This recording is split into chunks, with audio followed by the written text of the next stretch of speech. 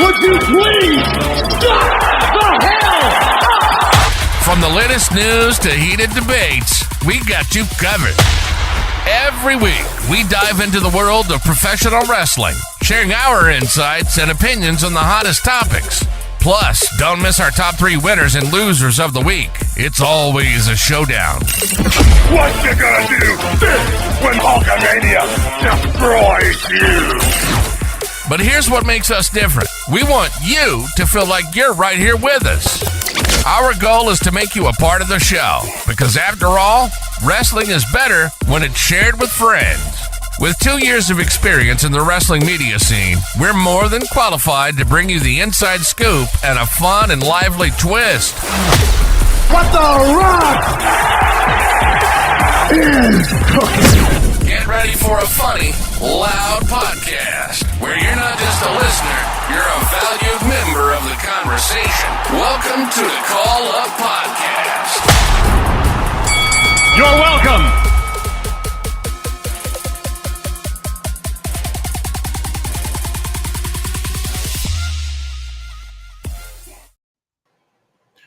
Welcome on in. Welcome on in. We're back for another edition of the Call Up Podcast. It's your boy Kenny. It's your boy DJ. And we bring you our top 3 winners and losers. We're also going over the week of wrestling. DJ, what is going on all the way from the West Coast? Man, it is showtime. And let me tell you, man, we had a pretty good week here. Man, it's starting to become the days where you're like the sun is starting to go down a little bit later and later. Like you're gonna see one of those days where you're gonna see the sun a little bit on the start of the show and be freaked out. Yeah, listen, I always get confused sometimes. Like when you tell me about like the days and stuff like that. Like especially like when we start recording this. Like I'm on the East Coast. It's 10 o'clock right now. You're on the West Coast where it's like what? 7? It's 7, right? So it's just think when we do the if we do the watch along for the the show coming. You know what? That's gonna be something because I gotta wake up at 5. Well, no, it starts at 5, so I'm getting up like 4 o'clock, which I'm used to already, right? Because I get up at 4 o'clock in the morning to go to work. So, you know, this better be a good pay-per-view. So like I said, once again, it's not turning out to be. We'll get into the predictions later. I'm just going to go straight through. Show. Yeah, I made a decision. I'm just going to go straight through. I can stay up. But by the time it's over, I'm going to be ready. I'm going to be just about done. Yeah. I'm hoping my kid doesn't have any like basketball or baseball, a Saturday morning. I'm like, no. Like we're going to the circus on Saturday, and that's at 3 o'clock, which still gives me time to like sleep. But yeah, it's gonna be a long Saturday. I feel it. So you might have to have that jug of coffee, that thermos of. Here's the thing. Fun fact, right? Coffee doesn't keep me up. I actually drink coffee to help me fall asleep. Oh, you're the opposite. Yeah, I'm one of those. Like because I've been drinking coffee all my life since I was a kid. So for me to go to sleep, I would drink coffee now because it helps my body just relax. Like the warmness of the coffee helps me relax. That's interesting. That is interesting. Yeah. Wow. Yeah, no, that would never. If I'm going to drink something warm before going to sleep, it better not have caffeine in it. I can see the warmness, but not with something with caffeine.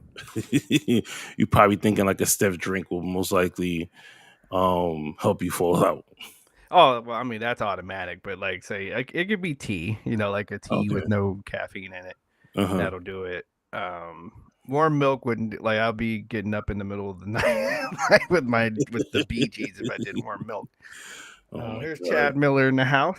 Chad is in the house right now. Let's get to the sponsors. Actually, this episode is sponsored by SeatGeek. Guys, if you're thinking about going to WrestleMania and you're new to SeatGeek, if you never purchased any type of tickets from SeatGeek before, and you're like, you know what, I need to see if The Rock is actually going to face Roman Reigns at WrestleMania, go to SeatGeek, go get your tickets. If you use the code word to call up, that will save you $20. Now, this is only for your first purchase because I don't be like me that I made the mistake. I went to go buy tickets and I said, oh, I'll just use my own promo code to buy tickets. And then it said, no, I had to reread it again. Yes. You have to have a brand new SeatGeek account in Right. order to use this code. But you know what? Just make up an email, make up a whole new account, save $20, and go enjoy WrestleMania. Plus, like, on the accounts that you have done the $20 with, I've noticed you get the emails about sales, you get the Mm-hmm. emails when something's coming up, so you can get yourself ready. You can use you can use Klarna, you can use all the, like those paying for Mm-hmm. kind of things as well to use SeatGeek. So so yeah, I've used them a few times now and never a disappointment. Yeah, go ahead and fire up that SeatGeek and use the call up. There you go. It'll help us grow a little bit more because people still get the name out there. SeatGeek will hook us up, and then we'll hook you up. Right. But moving on to just us just randomly catching up on stuff. Did you happen to see the Harlem Globetrotters tryout weekend that they had called the NBA All-Star Weekend? I That's what did. I called it. Have you seen it in the show notes? I literally was like, yeah, the Harlem Globetrotters Yeah, I saw tryout that in the because show notes, and I knew exactly what you were talking about. I thought it kind of looked like Space Jam 2. yeah, it was. Um, Oh my god! Listen, I took a breakdown mhm, right of like everything that happened at All Star, and I forgot to put it up. I should have put up the graphic, right. but it says total points, Mhm, total team points mhm. for the winner was 211. Now this beat the previous record of 196, and that was back in 2016. Right? Everyone was talking about all these 3-point attempts. There was 168 3-point attempts in this game. Well, the head coach just kind of sits there and reads the paper, and I mean, you know, look who the two head coaches were. Like you had Doc Rivers take out one of his best players that was throwing 3-pointers from like half court and said, "Oh, you know what? You can sit down. It's okay." well, it's Doc Rivers has got to find a way to lose the game. Like it's Doc Rivers. Yeah, I mean, listen, God bless the people over at the Bucks because they got their hands full. You lose one coach to get a shittier coach. I don't get it, but they said team 3-point attempts was 97. Listen, the best All-Star game was like rest his soul. It was the Kobe Memorial All-Star game. Yeah. The reason why it was like, and you can go back and look at it if you want to. The reason why it was is because um, they had a score to go up to every quarter. Mm-hmm. Okay, this is so anybody that plays ball, like, and I don't care who it is, like if you play a game, you say, hey, we're going up to whatever number, Mm-hmm. it's going to be more competitive. It's a reflex. So that Right. game was way more competitive than pretty much any without the 80s and early 90s All-Star games, they were Mm-hmm. naturally competitive. But when they said, hey, every, this quarter is the first team to 24 and so on, the way that they did it, it was way more competitive, way more like it went down to the wire, like and they were they were really like throwing picks, and they were playing hard, and it's just like so. They took it Yeah. serious. Yes. So And it's like you got to give them stop just running the clock and rolling the ball out there. mm-hmm. This quarter, the first one to 50. Next quarter, first one to 75. And I bet you it'll be a better All-Star game. So, and that was a question that I had in the notes here. It's like, what does the NBA need to do, like, in order to change the All-Star game? Like, do you need to make it more serious? Do you need to maybe have some type of goal in mind, for these players on the East and the West? Maybe put like, hey, whoever wins out of this gets home court advantage, in the finals. Right. Something. Yep. Because at this point, and I would do that as well, is do home court advantage in the NBA Right. finals.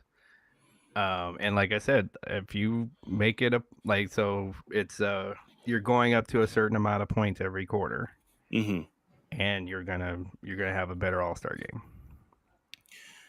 The highlight that I have to say that I loved was the Stephen Curry and Sabrina 3-point contest, which I feel, for me, like, I felt that they stole it should have just went more than one round. Mm-hmm. Because she hit 26. She would have gone to the finals of the men's. Exactly. Like, Damian Lillard won the 3-point contest, mm-hmm. but he even reached 26 again. That's right. In his last attempt, and she hit 26. I think in both of his rounds. Exactly. Like, she she shot from the men's 3-point line. Not even the women's. Nope. She was shooting from the men's. She can ball. She definitely can. I saw some folks. I thought I was seeing things too. Okay, and I saw some folks that put up some pictures of her, like some side by side pictures of her, and some of them in her formal outfit. Oh no, she got a body on her. I was like, okay, I thought that's what I saw. I was like, maybe I'm just seeing stuff, but no. Okay, so yeah, so no. So yeah, but the girl can play. She can shoot. Again, I would just say about the WNBA, all they really need to do is make the court like 9 feet. Exactly. And I think it would be a completely different game. They do it in other sports, like the volleyball. The net is lower. Mm-hmm. The golf, the tee is shorter. Right.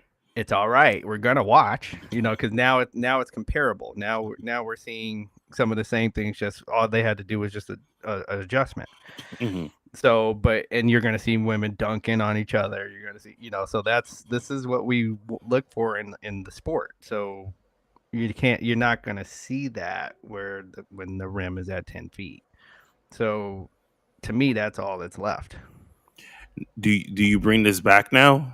Next All-Star game? Oh yeah, I would have somebody versus somebody. There's another sharpshooter out there. Yeah.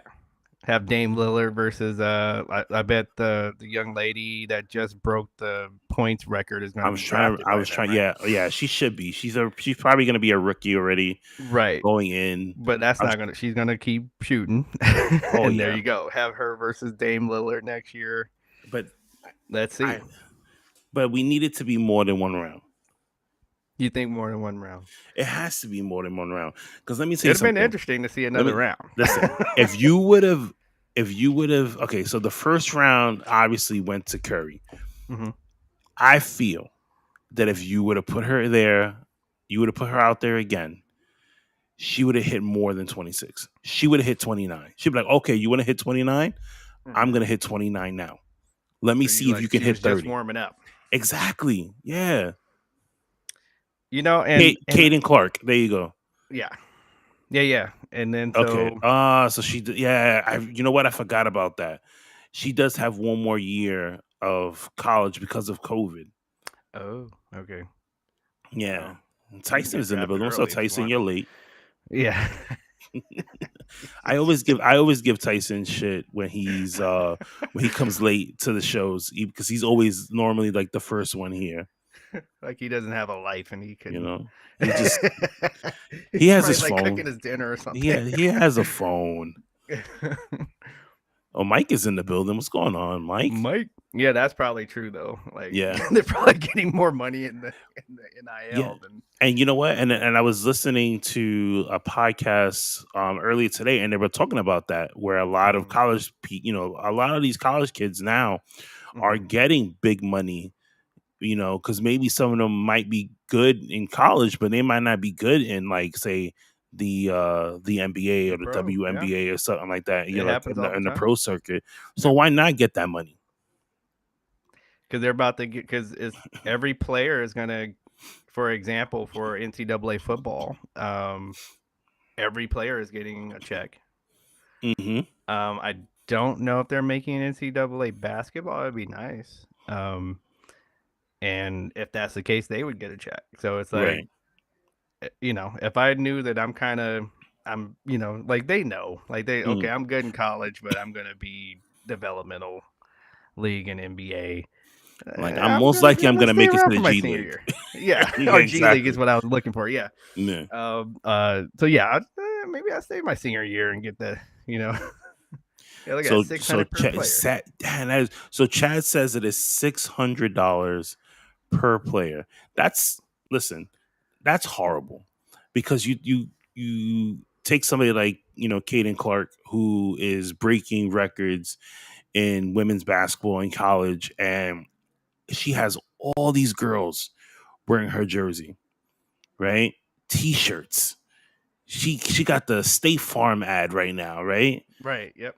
And she's making $600. That's crazy. No, he's saying that for the game. Oh, but he just said per player. But is that like every game? I got to look into that. No, for the video game. Oh, okay. Yeah. So the video game is going to play every player $600. Mm. Is what he's saying. But still, you think about it. Like, how much money are they making off of this girl, or just in like college kids in general? Oh, that's why we got NIL, is because Right. they were making like billions and still going up and getting more TV deals, especially with March Madness coming up here. That's it's the most profitable sports week in sports is March Madness. So, oh yeah, because I was trying to get tickets to March Madness here in New York, and when we looked at the tickets, they were like $200, $400, and this is just regular. This is not resale. Right. Like, it's hard. That's horrible. Like, no, I was trying to go to my family and I have gone to the Pac-12 tournament in Vegas as almost a tradition, and now we got priced out this year. Like, it's $700 for the, could we get the all-day pass? Right. And they want $700 for that. That used to be $149, and now they want $700. That's crazy. Like, I can't. It's so hard that you could try and take your family to like a game, or you're like your significant other, you want to go on a date and you want to be like, hey, let's go catch a basketball game, let's go see baseball, or whatever the case may be. And it's sad because, like, the only way you can go and catch these games is if they suck, right? Like, if your team if your team is horrible, you're gonna get good seats. You're just gonna see a shitty game. But I don't know. Hopefully, they take into consideration all the things that people are complaining about, and hopefully next February, when we have All-Star Weekend again, it looks a whole lot better. Eliminate some stuff, put in some newer stuff, and just make it more fun. I miss the Legends game. Yeah. When I was a kid, they had the Legends game where, Dr. J and all the guys that just retired would come out and play a game, and that game was fun to watch. And I would do that instead of the skills thing, especially the one with the three people throwing it from half court and all that. Like, just that's a waste of time. Get the Legends out there. You can get rid of the Celebrity All-Star game. Oh God. Like, this year's All-Star game, there were people on there that I'm looking at you guys like, I don't even know who you are. You had a couple Some of YouTube influencers. people. Yeah, you had Yeah. some influencers in there. I was just like, Yeah, don't put okay, an influencer in a like and then I think it should be faster. I think that game was like you said. If anything, it's too long. right. Um, he says, Mike Mike says, bring bring back the. doc jams. Yeah, I mean, And see, in those games, see, it wasn't taken seriously. You uh-huh. had the 10-pointer. You had, so that would be fun too. Celebrity used loosely. Yeah, no, you're right. Because when they did the starting lineup for because I was just like, I'm gonna record because I know I wasn't gonna be home, so I said, I'm gonna Mhm. record the celebrity game and I'll watch it when I get home. Mhm. And like me and my wife, we sat here and we watched it, and I was just like, who? Huh? I was like, okay, He does what now? like some of the athletes and stuff like that. I was like, oh, okay, yeah, I know this person. Oh, yeah, I know this guy. And then there was other ones that was just like, how did you get here? Because if you got here, then me and DJ need to get up in I'm there about to say we need to eventually. apply, yeah. You know what I mean? No, but the court was good. They had all LED lighting, so they did like different things this year. Where like if someone is getting like hot, and they did like some NBA Jam type of thing, where like it will Right. follow you around. If you're scoring a certain amount, the floor turns into fire. Your name had like a special star on it. Like it was good, but Jesus, like we listen. If you want to make this into a video game, you know, Which is you what got they're to do doing. better. Yeah, you got to do better. Well, they're trying to get that attention from the folks with the short attention spans to stop channel surfing and come watch. I guess. You ready for the news? Yeah, so let's get into the news because people are going to be like, "Is this a NBA podcast or are we going to talk wrestling?" But we are going to talk wrestling right now. So let's get into some news. Family War. We seen Jey Uso go after the IC title this past Monday on Monday Night Raw against Gunther. It looked like he was so close to winning, He was but a second away from winning. once again, Jimmy Uso comes out and interferes in the match, costing Jey Uso the title. Solo also comes out to help in the situation. The only thing that I'm upset about is that WWE once again makes us feel like we're stupid. Adam Pearce comes out for the most random shit. Not once did Adam Pearce come out and say that Jimmy and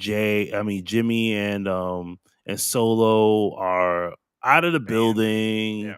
Or he's looking at least something like back in the day when somebody used to hide, you'll see Vince and like Pat Patterson and Gerald Briscoe like go around the arena like looking for this person, and he would have like special security.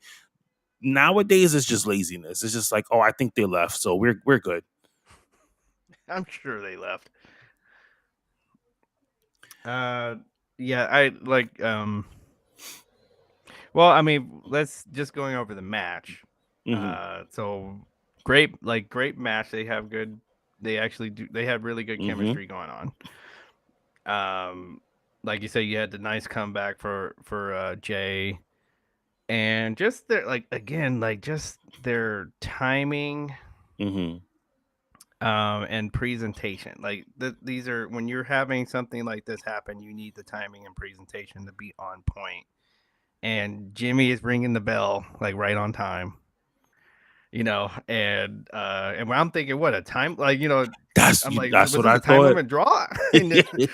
And then there he is with the hoodie, and it's like, oh snap, so that was a curveball I didn't see coming, which I will.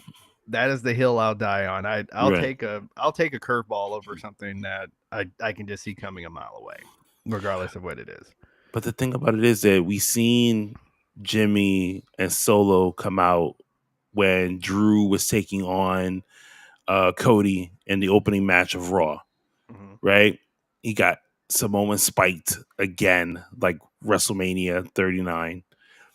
And the only thing I kept thinking to myself was, fuck, they're going to cost Jay this match. Automatically, I already thought this.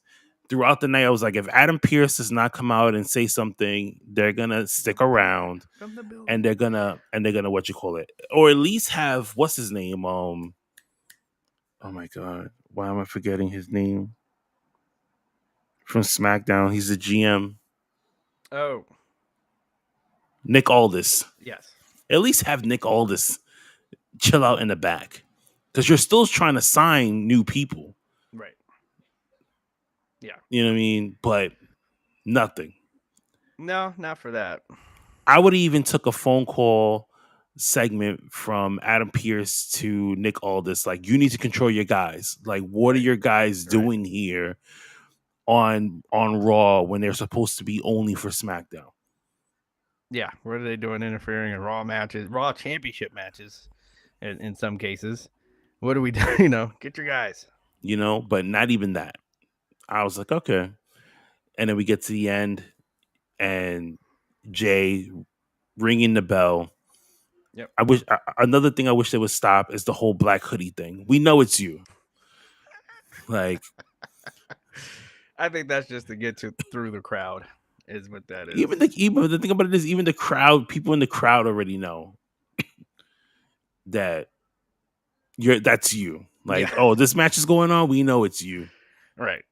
No, I mean what I mean is as the match is happening, like, for example, where when I go back to this last WrestleMania, I was sitting on the side that Solo came from to jump back into the match after he had already gotten kicked out, right? Right. We didn't see him until the last second. Okay, so what I'm saying is I think that the hoodie is not necessarily for the mysterious thing. It's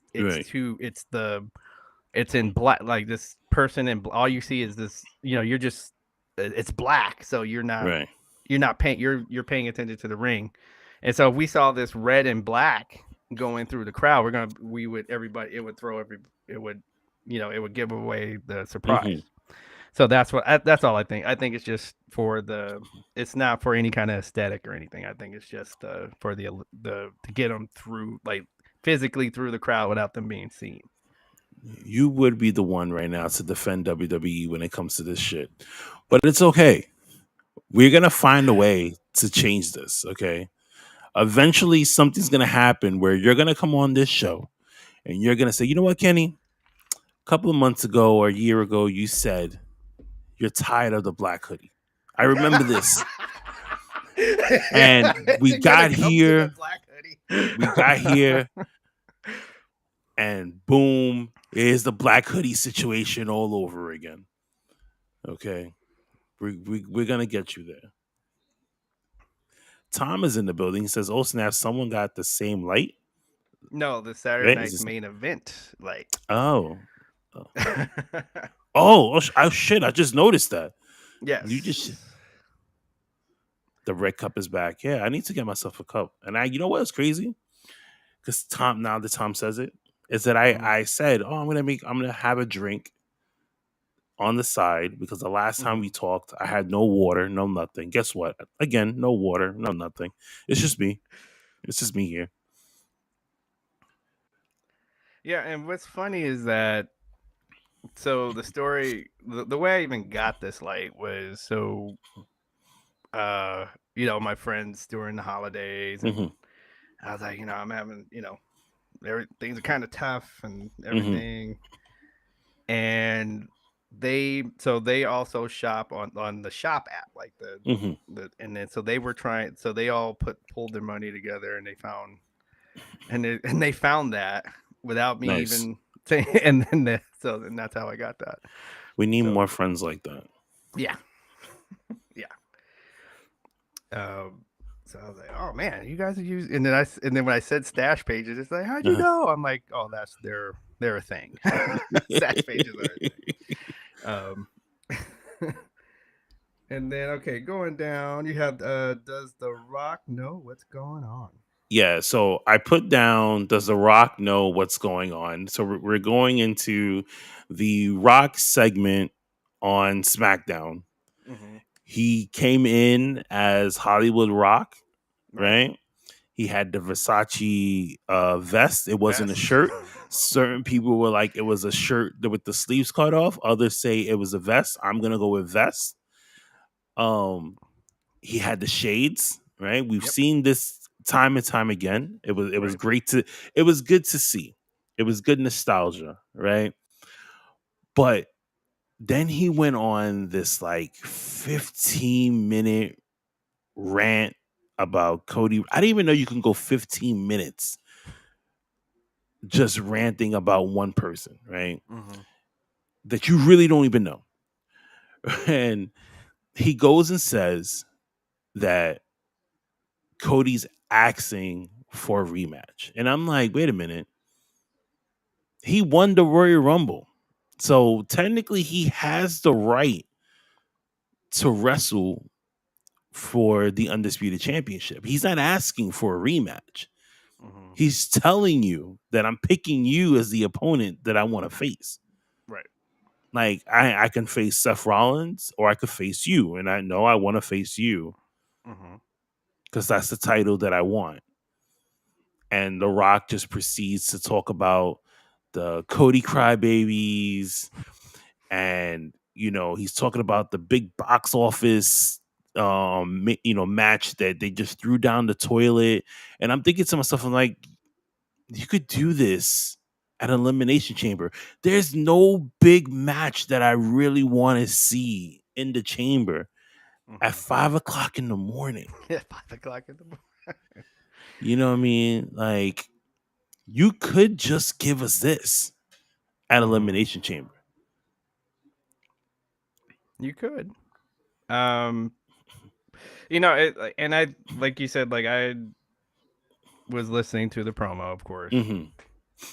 and my guess was that he took his old shirt, and I bet you it doesn't fit at all. Like he probably tried to put it on, it didn't fit Right. at all, and he's like, wait, what if I, mix the when I used to wear the Versace shirts and mix it with that leather vest that he used to wear as Hollywood Rock, and kind of Mm-hmm. mix the two things together. And it makes me feel like he took the old shirt and had them make a vest out of it. Right. Um, the promo, yeah, like I just got, in my opinion, it was just he just he kind of dug into the heel thing, Mm-hmm. and Which the he's great choice, at. yeah, and I think the choice of words was on purpose. On Right. like, oh, you're asking for Mm-hmm. a rematch. I think that was said on. I think that was those choice of words were on purpose. Is like, Mm-hmm. to say like, why are you even? It's kind of still just kind of a slap in the face of why you even want this match when you're getting in the way of this match that we know would be bigger. That Mm-hmm. which is basically the storyline here. Where we're anticipating something's going to explode with this main event. Like it's not gonna just be this one-on-one match that's gonna happen. Something else is Mm-hmm. gonna happen in between. It'd be nice if it happened at And that and there Elimination was there Chamber. was just a lot of like the way people were talking, and they were just like, oh, this it feels like there's little Easter eggs in this, because like when he's talking about you going into the main event and you losing the title, like I'm gonna make sure you lose this Right. title. Yeah. The whole entire time, like he's pointing in the direction of Roman Reigns. He, Oh yeah. So and I was gonna go into that. So the blocking of the whole segment. So for the like, I've taken so many theater classes. Blocking where they were standing. So he's standing over here, and the whole rest of the group is over here, like mm-hmm, almost the ring almost cut in half. You can, if you going with the storyline conspiracy theory, look at the way he even does the salute. mm-hmm. He doesn't really throw up the one hand. He did the L. Yeah. So, so there might be some things there. Like, there might be a double cross Right. I almost see a double cross coming. Like he's gonna turn on Roman and then and have him lose the title, and then grab a mic and talk smack about it. Like, you thought you were the head of the table, So that's what I kind of think is gonna happen. And that was a lot of people, because I love the memes, because the IWC is really quick. I love the memes that came out. Everybody was like guns up. They put the Rock with Bullet Club, with the ass boys, yeah, right. And that was dope. I loved like the whole like the Rock, like Rikishi, memes that went out there as to like things about the Rock and stuff like that, which was cool. But I don't know. I'm in agreement with you where I say I do feel like the Rock is going to cost Roman the title, and this is how you're gonna set up this feud between the Rock and Roman Reigns, and without the title being involved. Exactly. So, but he needs to get it together, because he even did a backstage promo to promote the Grayson Waller effect that's gonna happen at Elimination Chamber. I was watching it last night, and even that didn't even make sense to me.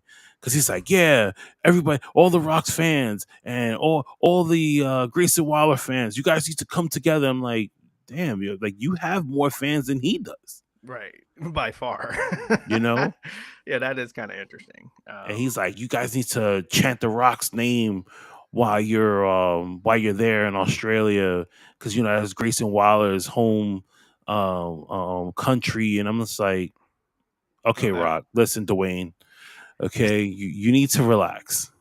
All right. Yeah, I think he's probably a little bit overhyped. He's a little calm down. You're a little hyped right now. He knows that this is gonna get boos. Like, him asking for that is gonna make them boo even more. But yeah, you can turn it down a skosh. It's all right. Just say all we need to know is the Rock's gonna be there. That's gonna get, that's gonna get enough attention. You don't have to. Yeah, but yeah, I think he's just he's having fun with all this, like all the people turning side, getting blue in the face and everything about him, saying what he has to say, and he's having a blast. Oh, this is gonna be a really good time. I can't wait for WrestleMania, because I know it's gonna be good. Yeah. What else we have here in news right now? The injury bug strikes again. We've seen a couple of AEW stars go down. I should have updated this chart here, because we have 2 injuries, but one is still up in the air. But this one is definitely like an injury, and that's Shotzi Blackheart. If you look on the Caller Podcast Instagram page, if you follow us, we posted about it, that she tore her ACL and she requires surgery. She had surgery a couple of days ago. She's doing a whole bunch of progress reports, which I like when a lot of talent do that. I know, like Charlotte did that just to keep the fans like involved. Like, hey, this is what I'm going through. Hey, like if you guys are wondering, I'm doing this, and we like you really don't get that a lot. I know CM Punk started doing that. Like I said, right? Yeah. Raquel's like whole medical thing of her going through all the treatments. That was man. Like I had sent pain watching. Like, like she's a supporter of the podcast. She follows, the page. I had sent her like a DM just saying like, hey, just saw the video. Like, so glad that you're back. I popped when she came out on Monday for the women's match, and I was just like, good to see you back. What a freaking journey you went through. Yeah. God bless. Hope the family's good. And that was it. I know she's probably busy because she had to fly over to Australia, but hopefully she gets that message and she sends something back and says what up to the crew real quick. But Shotzi, 24-hour flight, right? But I started knocking at the door, like, "Yo, man, I left you a message. What's up?" Like, then all of a sudden, you know what I mean? Then all of a sudden, I'm doing the podcast from jail because I get brought up on charges for stalking. Sir, you're stalking. But Chachi's gonna be out for like 9 months, she said. But Damn. yeah, but she was looking good though. I think I saw a video today where she was like bending her leg a little bit, and she was going through the whole rehab stuff, which was great. But take your time, come back stronger than ever. The women's division is fine. You're not missing much. No. But when you come back, just full throttle, guns blazing, put your tank out there and let's go. I'm gonna agree. Like, yeah, ACLs are tough. Hmm. But she'll be back out. She's all right. She'll be back. Yeah. O'Shea Jackson Jr.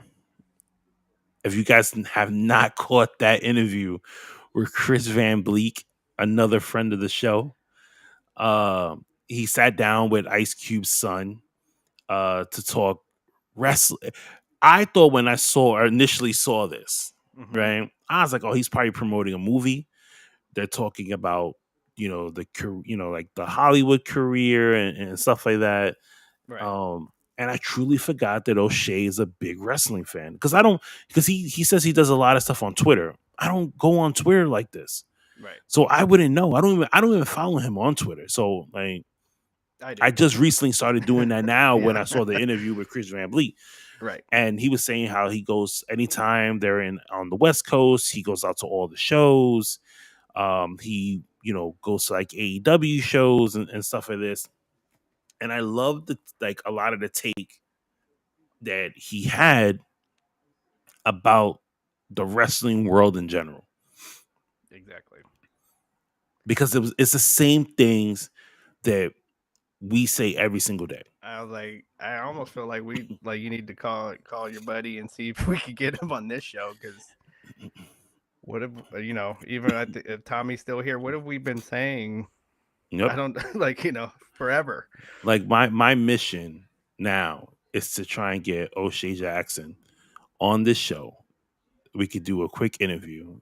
Yep. I just want to pick his brain a little bit more Right. when it comes to like professional wrestling and like get his take on stuff. I love the take, how like you can tell the genuine love that he has and how he's like friends with CM Punk, how Punk came out to his premiere for Cocaine Bear, which was a fucking funny ass movie. That's a funny movie. If you haven't watched Cocaine Bear, go on Peacock, watch the unrated version. It's fucking hilarious.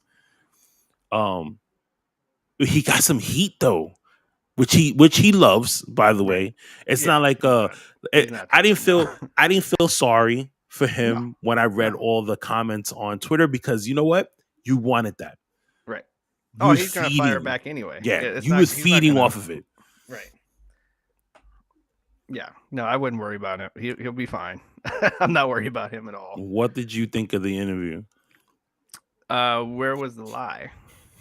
Is basically what I, when people were like I said, I saw some of the things that people had to say, and it's like, where was the lie? And in some of the comments, you're proving his point. Like when you read some of the comments, it's like, well, you're making his point for him. Like, so here he is. He just gave you a honest opinion about the product. So here's a guy that doesn't want, is probably not watching as much wrestling as you, probably not watching, outside of these circles. Like, he's not watching in Japan. He's not watching in gyms and stuff all over the country. So here it is. This person, you're AEW, you're this company that's supposed to be the big time now. Yep. Like, you're on television. You're in front of all these new eyes. Why is it that I need to know who this person is? Like, on their debut in AEW, why do I need to know who the person is? And then why treat me so rudely if I ask you, okay, who is this? Exactly. Okay, that's why you don't have the numbers that's why AEW doesn't have the numbers, is because you had people go, okay, well, I'm gone. Like, if you're gonna talk to me like that, I'm not gonna watch it. Like, good luck to you. And that's one of the main problems that we talked about here on the show, is that like AEW doesn't give you like a proper video package that say like WWE does, and I said this today to to the people over at the Jobbeteers podcast, where I was just like, you can miss Monday Night Raw, you can miss NXT, you can miss Smack. Like, I can just say, you know what? For a whole entire month, Yep. I could say from now until WrestleMania, Yep. I'm not watching shit. I'm not watching anything. I'm just gonna come on here and I'm gonna look at you through the camera and I'm gonna say, "All right, DJ, what's up?" And Right. you're gonna tell me all this stuff, and I'm like, "Oh, okay." But say we didn't have this show, and I just said, "You know what? I'm not gonna watch the product until Right. WrestleMania." Right. Their WWE is going to give me a package so put together that it felt like I didn't even miss the last 2 months For each match. for each match. You have a video package that brings you all. It brings it all back, and sometimes even if you've watched all week, or that whole time, you go, oh yeah, I forgot that. Like they will bring something back that is like, oh wait, that is a key thing, and I forgot about that. Listen, I'm waiting for the video package that they put together for Jimmy and Jay at WrestleMania because you know it's coming. And you know what's crazy is they're gonna, and if they don't do this, I'm gonna be a Cody crybaby, and I'm gonna go on Twitter, and I'm gonna fuck that. I'm gonna go on Instagram, I'm about to say and live, yeah. and I'm gonna bitch because if you don't go back to their NXT days when they were with Tamina and bring it all the way full circle to now, like I want you to. I need you to bring the kid pictures involved. I need the homemade videos. Where You they know what I'm were on saying? the football team with Roman. Yes. I need you to bring out when Jay decided that he didn't want to let Jimmy get hurt in the Hell in a Cell. Right. And he said, I quit. Right. All the sacrifice he did for Jimmy. I need that in a fucking video package. Right. That's what I'm hoping for. Yeah. Because O'Shea was right. Because like you said, I think that's going to be in a promo for Jay. Mm-hmm. Like you just said, like all the stuff I did for you, and all this. Mm-hmm. And then, yeah. So, no, I agree. But yeah, like you said, we're saying go ahead, O'Shea. So Tyson goes and says he thought it was FCW. So it probably was FCW. Yep. Because I'm so used to NXT. A lot of them did go through there, and they were changing the name here and there. But we're gonna go with Tyson, and we're gonna go with FCW. But Tyson, if you're wrong, Tyson, you're gonna come up to the front of the congregation. Okay. I'm just letting you know that, Tyson. If you make corrections on this show, damn it, you got to be right. you better be right. But O'Shea Jackson did not tell a lie when it came to both products, and he was very fair when it came to like WWE product, AEW product, and he said he loves AEW. Mm-hmm. We all do. We all wanted to for it to succeed. What is the hate about? Like there is like. People don't hate AEW. It is can you do this better, please? Like we've seen it done better. Can you do this better? You have all these people backstage that know everything about wrestling. Mm-hmm. You have these people that have been wrestling all over the country, on the road. They know what they're doing. Exactly. Can you do it on television now? Mm-hmm. Like, why go out there and make an ass out of yourself on television? Now that you made it up all the way here, and now you want to do something stupid. Why? So that's all we're saying. I forgot when we were talking about the injury bug. Last night on Dynamite, it looked like Hangman Adam Page, a.k.a. Drew McIntyre's brother, was he hurt himself when he tried to get out of that muscle buster.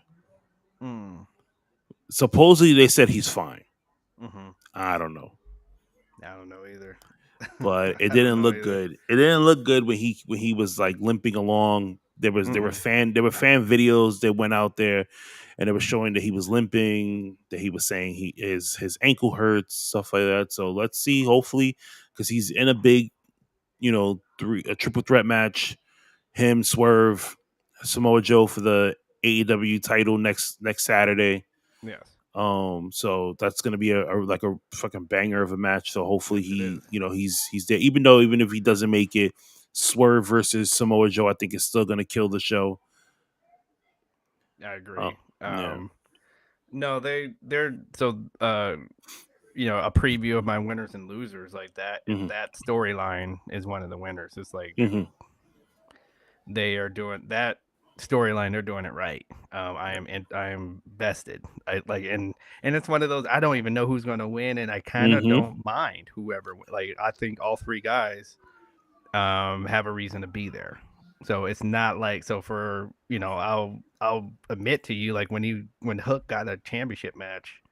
I was like, if Hook wins this thing, it's gonna. Like, I'm sorry, is that you're gonna cheapen the belt to me? Like, and then I think Hook should never take Samoa Joe off his feet. They need to stop that. Please stop. That was on my losers. Right, we'll get into winners and losers, but that was on. Yeah. Moving on with the wrestling news. So once again, WWE is doing stuff to make sure that we forget about Brock Lesnar. WWE 2K24, the active roster list came out. We seen Brock Lesnar on the cover of the 40-year anniversary. But now when it comes to, especially with this whole Vince McMahon allegation stuff, there was a whole bunch of names that are being brought up. Brock Lesnar's name wasn't brought up, but like kind of his likeness was brought up in case some people like are still kind of wondering what's going on. But they took him out of the cover. They took his likeness out of the cover.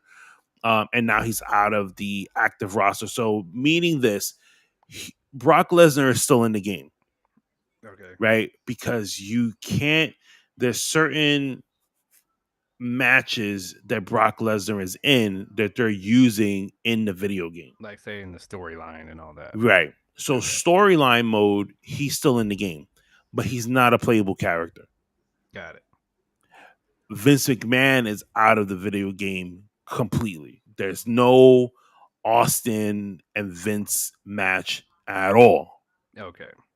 Which it was supposed to happen. So, oh man, should we tell Columbus, James? So Columbus, supposedly Brock Lesnar was involved in the whole Vince McMahon sex scandal. He was out there getting his dick in whatever, and now it looks like they're trying to erase Brock Lesnar completely. So should we, if we see Figs out there, should we grab them? Oh, I am. Okay. Should we grab every Brock Lesnar thing you find? For sure, I'm doing that. And I was talking to a casual fan, and I said, it'd be something that if all this, you're blocking Brock Lesnar from all this stuff, and you kind of find out that he's innocent. It's happened. It's happened before. Because y'all think I'm playing. I'm telling you, y'all better watch it. It'd be Shayna Baszler out this shit. It'd be Ronda Rousey out this motherfucker. Y'all thinking like the women ain't like, oh, they just in the back. They probably hanging out with Vince too, doing some dirty shit. But I'm just saying, that's just me. That's the way I think. You know what I mean? But yeah, but Brock Lesnar is still in the game.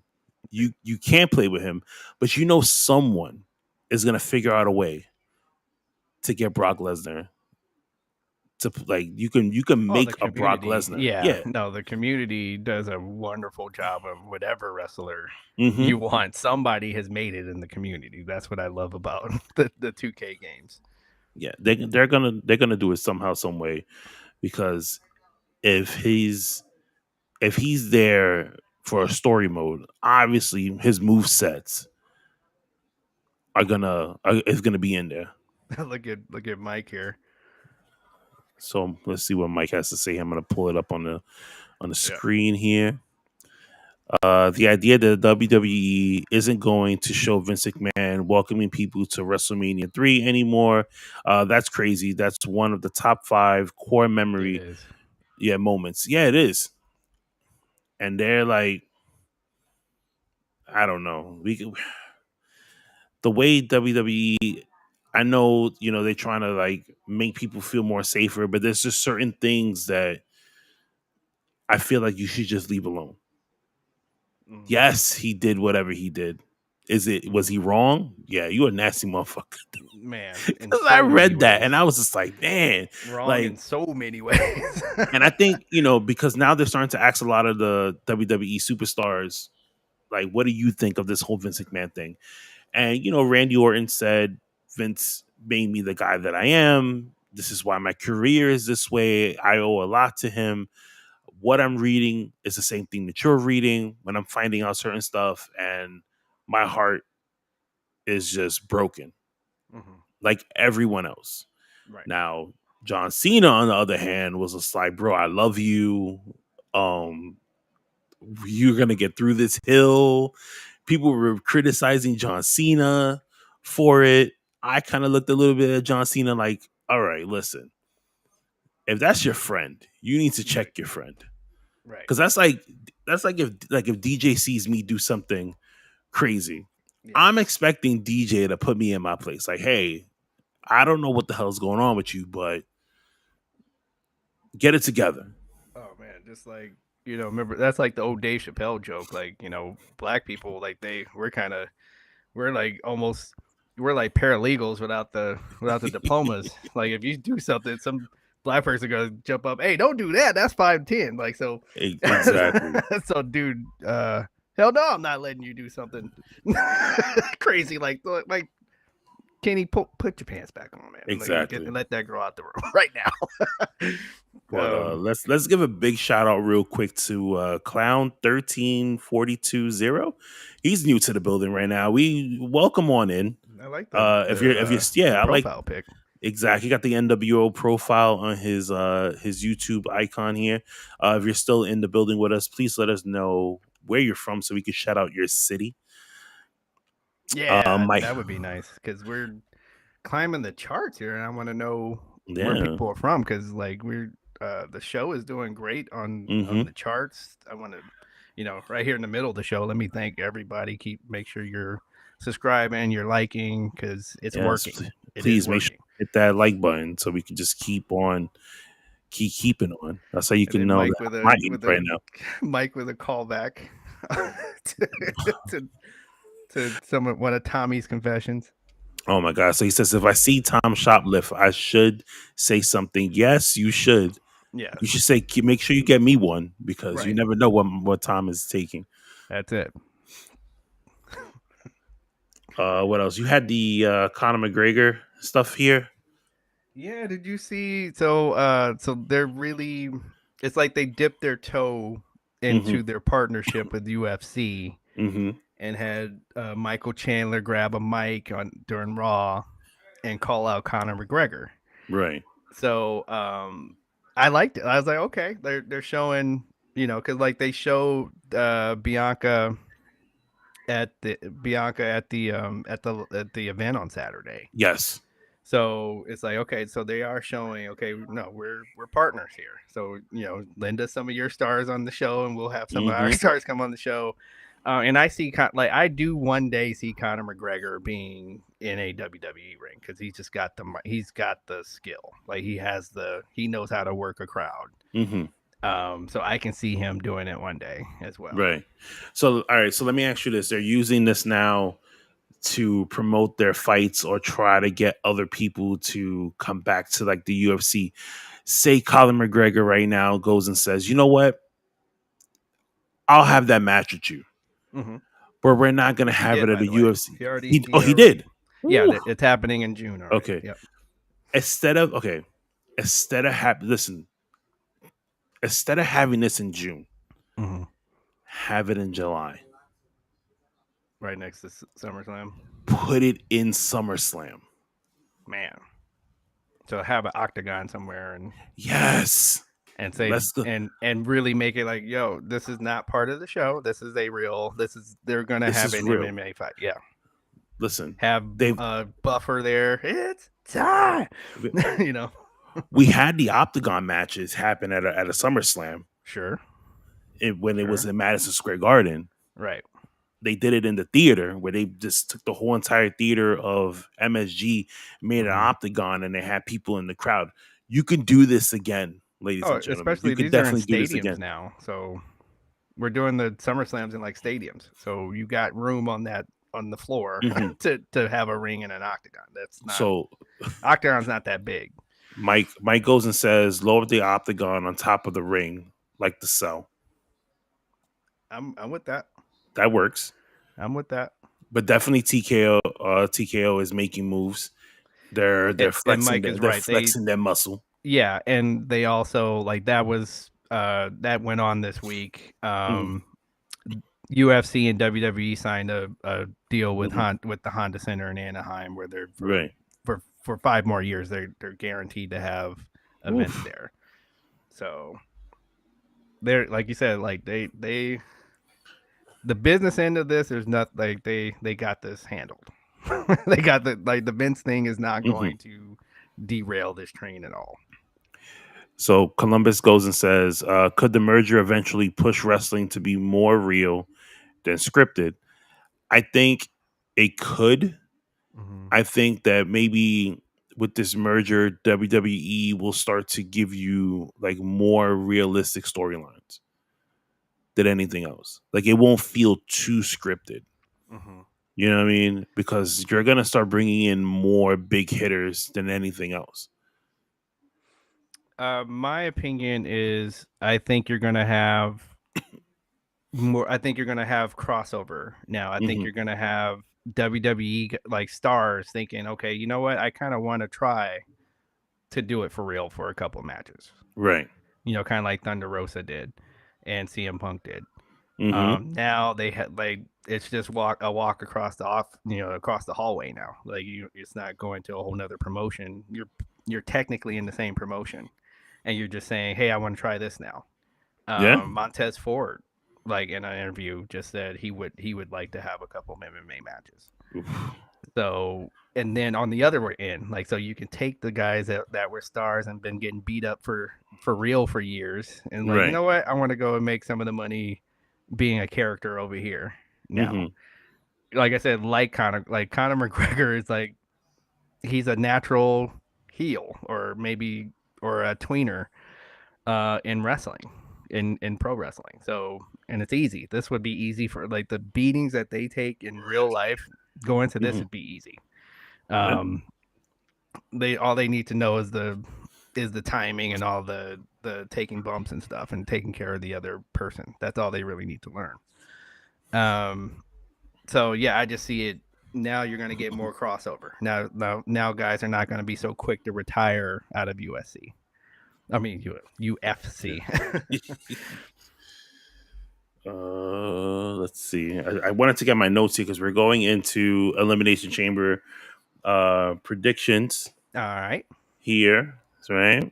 I remember last week because the way we had everything, the pictures got cut a lot of the time. But ladies and gentlemen, I told you, give us some time. Give us some time. In the last prediction show, we had the knuckleheads came in. We had a knucklehead invasion last time. And we have Elimination Chamber that is going down this Saturday. Now I'm putting up here the times in case people are wondering what time do I need to get up to watch this. So if you're in Australia on the western end of the show, you guys are lucky. 6 p.m. start time for you. Yep. That's normal. You guys already went through half the day already. Now you're in the evening time. But good for them though. This is when they usually like this is what they got to do for us. Exactly. Okay, so good for them that they like give them some, give them a show where they don't have to do that this time.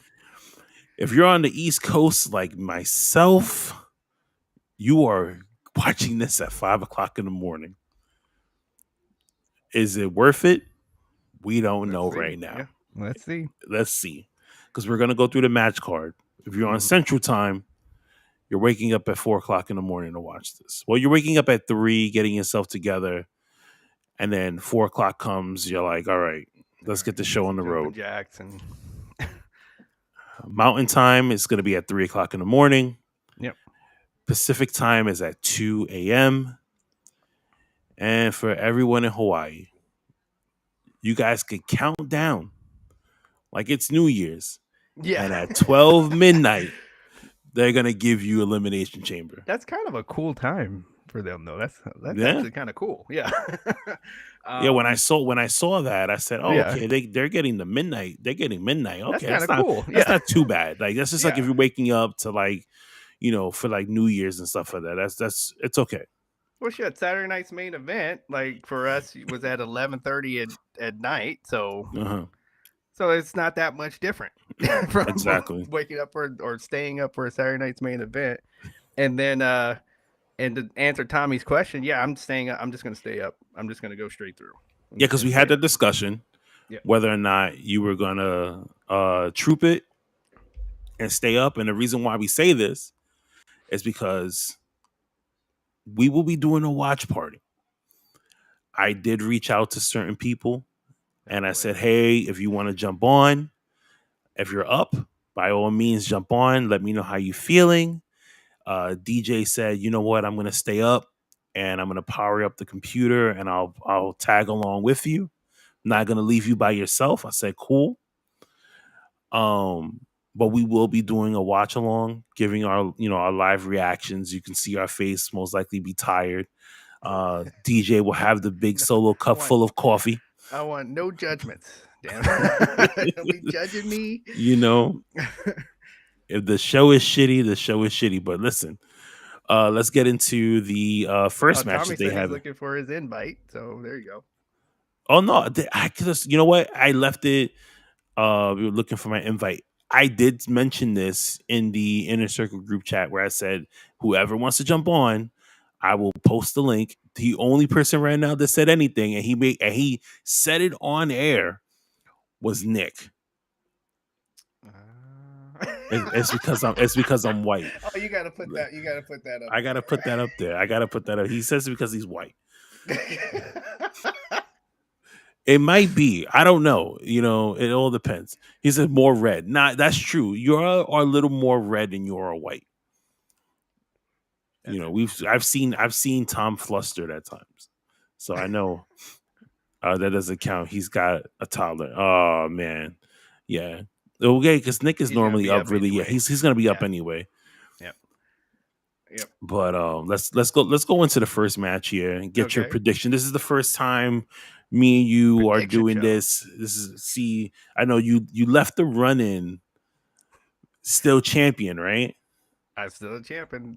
So you didn't do the job like everyone else. You didn't drop the title to Tom on the way out. You just said, you know what?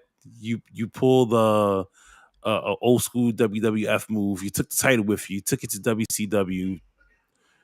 And now it's here. Right. Not going to throw it in the trash, though. We're not going to throw it in the trash. But it's here. Medusa style. No? Yeah. Okay.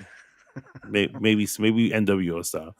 Well, let's go into it. Now, there's no particular order in this, but we have Nia Jax getting a title shot for the women's championship against Mommy Rhea Ripley. Mm-hmm. We put a poll out there to see who people thought would win this match, and it was like 85 to like 15% that people said that Rhea Ripley is going to retain the title at Elimination Chamber. My pick is Rhea Ripley. I would love to see Nia Jax win this because she's been looking so strong the last couple of weeks on Raw and at the Royal Rumble, but we all know that they're not gonna take this title from Rhea Ripley no time soon. 15%. Yeah, no, she's at home. She's at home, and get a title defense at home, and that stadium is going to explode when she comes out. There's no way. There's no way that she. But it's gonna be I think it's gonna be a damn good match, though. So it's gonna, of course, naturally it's gonna be hard hitting. But I actually think it's gonna be a really good match. This might be one of the better matches of the night. For me, if you're gonna make Nia Jax lose, just make her look strong the whole way through. And I don't even care if Dominic Mysterio comes out and helps Rhea Ripley win. Right. because I'll expect that. It's Judgment Day.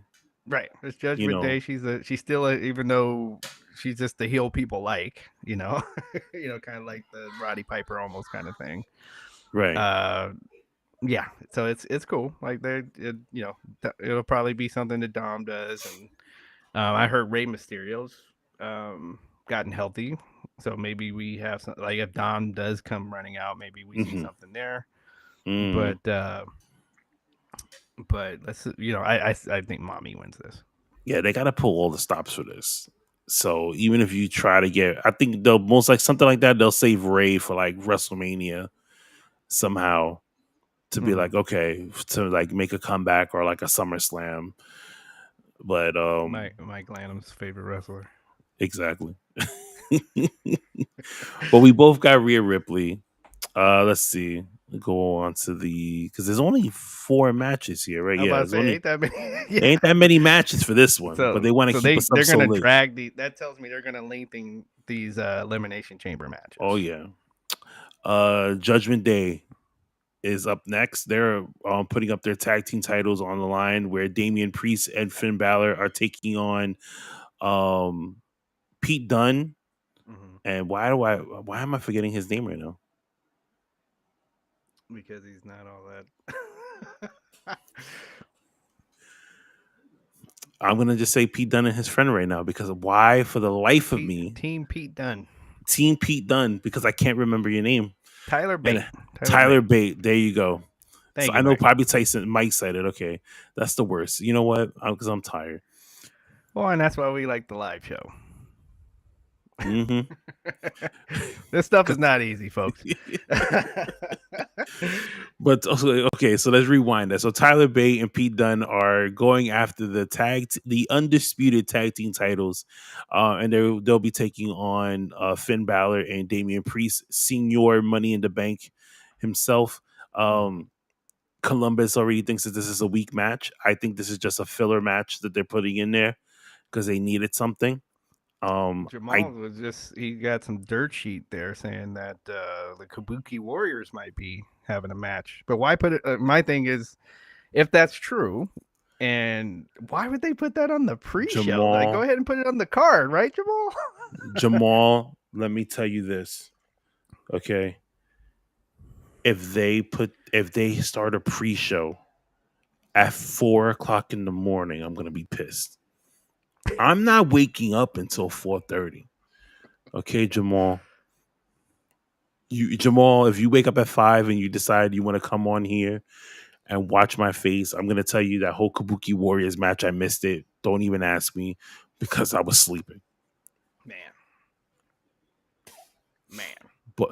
But Damian Priest, Finn Balor, they're gonna put their titles on the line. Do I see them losing? No. I see them winning this. Oh, Jamal's I don't think Mountain Time. That's 3 for him. Oof. Okay, so imagine he has to wake up he got to get up at 2:00 in the morning just so he could watch this pre-show. Yeah, thank you.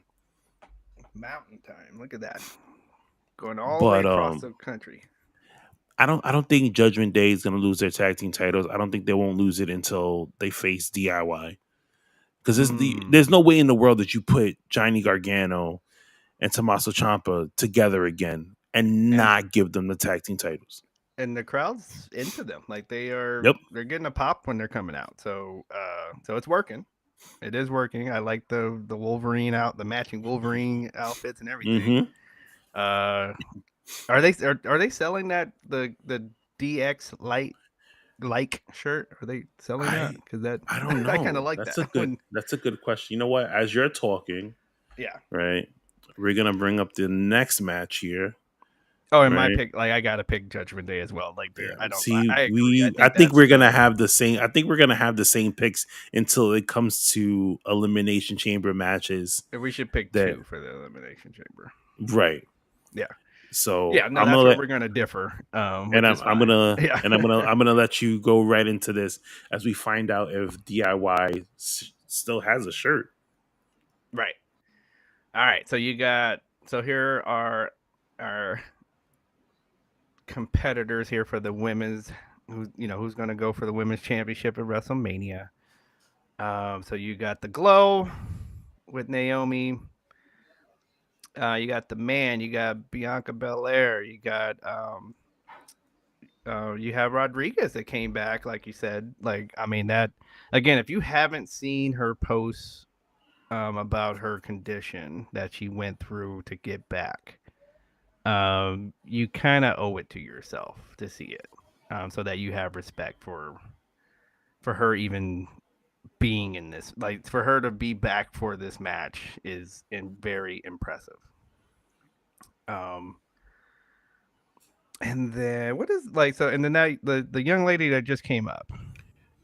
Tiffany Stratton. Yeah, Tiffany Stratton. Tiffy time, Yeah, as all the cool kids like to say. yeah. But she's going to be in the match. I think. Originally when we talked about like the spoiler for the women's match, it was supposed to be Jade, and I guess they made an audible because someone dropped the ball and made the mistake, or maybe it was just a rumor, like we said before a couple of weeks ago, where we said, hey, this could be the 6 participants that's going to be in the match. Yeah. Right. You know what I mean? And I'm glad that we said a rumor, because I'm sure somebody would have came at us and like, oh, you guys said that Jade was in here, and you see, this is why you can't believe people like you. And I'm like, well, I'm not a journalist. I don't do. I just give my opinion as a wrestling fan, and this is what we came up with, and because of things that we've seen. Right. But Tiffany Stratton, and Naomi, Liv Morgan, Becky Lynch, Bianca Belair, and now a returning Raquel Rodriguez are going to go into the chamber and see who's going to battle it out. A lot of people are going for Becky Lynch. Mm-hmm. I'm Bianca Belair. Mm-hmm. And my pick is Bianca because I want to see that match between her and Rhea Ripley. Okay. Right, because this would be for Rhea Ripley. Right. And it just seems like Becky is too obvious. That like you're saying, that's the reason why it's going to be hard to pick Becky, for the opposite reason that it just seems too like they're pushing it way, like she's coming out and doing promos every week now, like about her title, like, and saying, for my title match it's going to be at WrestleMania. Like this is just a foregone conclusion. And usually when they do that, that means that's definitely the person that's not winning the Elimination Chamber. Mm-hmm. Let's see.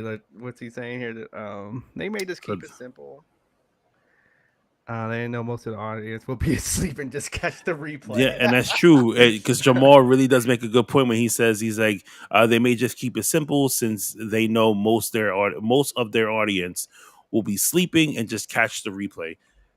I do believe that maybe a lot of people will catch the replay of this. Unfortunately, if you guys follow us on Instagram, I'm just letting you know off the bat. Right. I'm going to most likely post all the results on there. I may be nice and just say, you know what? Let's just wait into the afternoon. Right. And give people some time. But if I start seeing other people post stuff, I may have to do a little something, a little finagling, and just say F it and just do it myself. Who's your second pick? My second pick will be Raquel. Okay. All right. So just so, and I want to, just take the chance and just be different here. So the first pick, I'm gonna pick Tiffany. Just because, like, I think they are. It seems like they're giving her a pretty good push here. And it would be an interesting match at Mania. And because that's a new matchup, she's got some talent. She can, she could go. So that would be it would be a new new interest, new matchup, new wrestler that just came up. And then the second pick, I'm gonna go Liv. Kind of like what Tyson was saying here. Like, Liv is been runner up in this. Has it been twice now that she like? I know she Yeah. was. She's been in it 4 times. and been the last one to get pinned twice, I Yep. believe. So that would be my second pick. Would be for Liv. I don't know. We got to see. Because, I mean, if you give it to Liv Morgan, then she goes on to face Rhea Ripley at WrestleMania. Do we really see it being a good match? Especially with everything that's been going on with her? Or is this like... I think, well, kind of, I think whoever wins this, honestly, I think is about to get fed to Rhea anyway. Like to be like, if I'm gonna really look. Yeah, forward. and that's what Columbus says. Yeah. Thinks like Rhea's gonna eat up Tiffany. Like so. And by the end of the match, she's gonna beat the hell out of her. But before that, like she's kind of that slippery, slimy heel that is gonna do some stuff to outsmart her during the match. Like so, she's gonna have her times to get her shit in.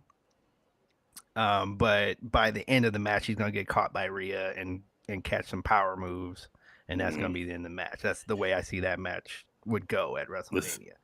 But it wouldn't be a squash though. I don't see it being a squash. For me, I would say I would want to see Ripley versus Raquel. I've seen it so many times in NXT, on house shows. The crowd loves these two women together. Why not put them in a main event at WrestleMania? And it'll be a good comeback story for Raquel. Yep.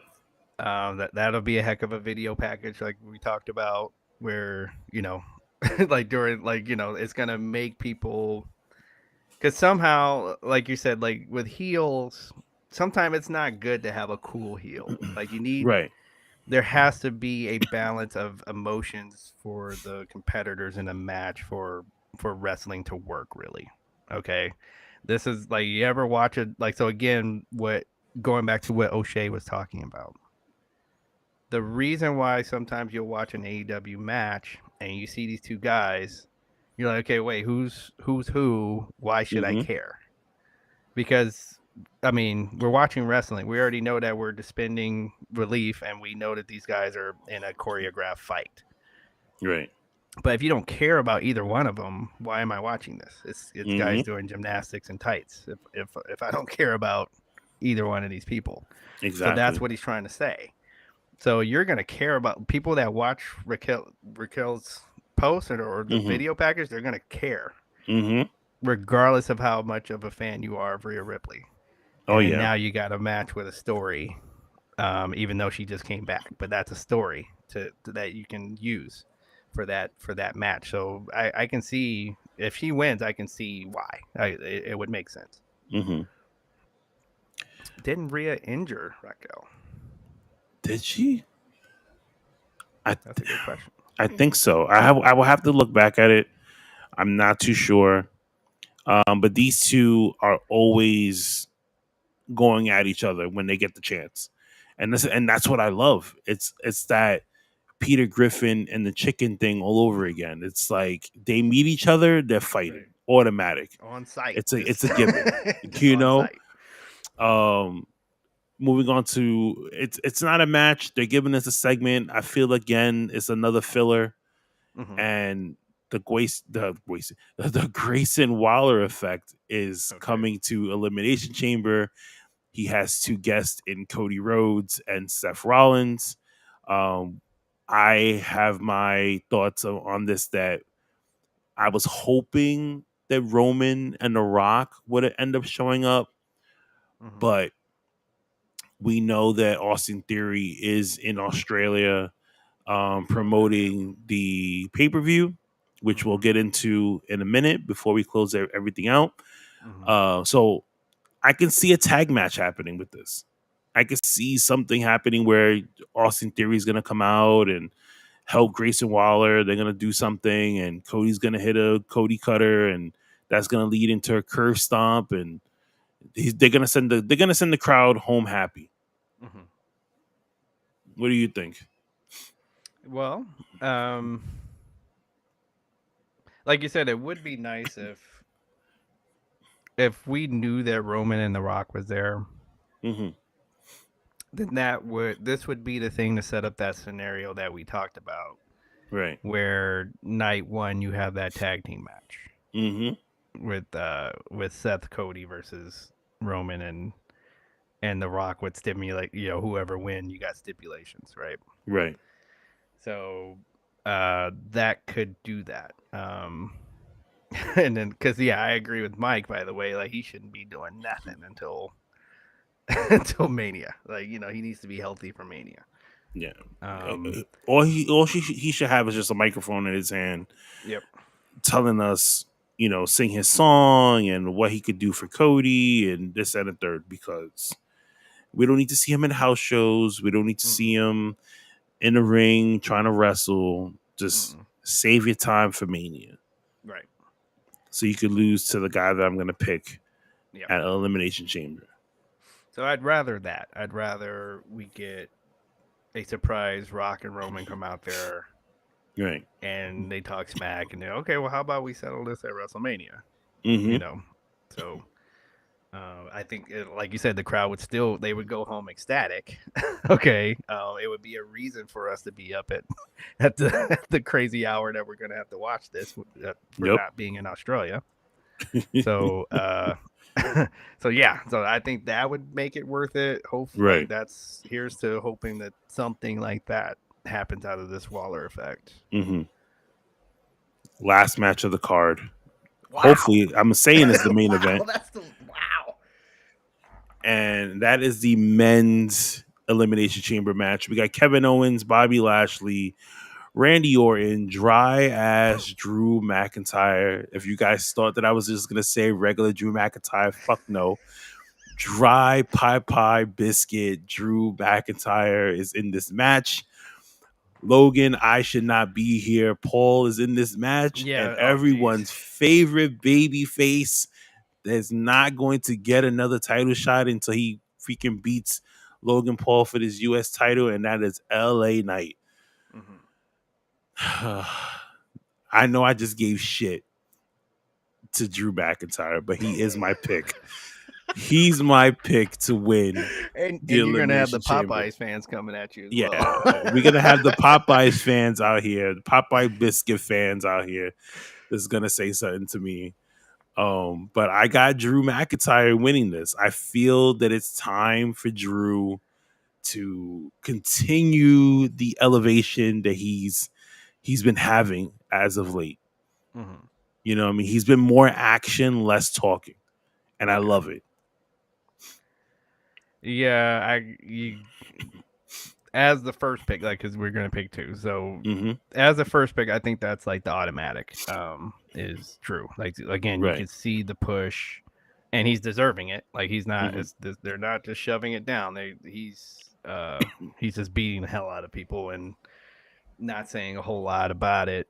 I'm just like.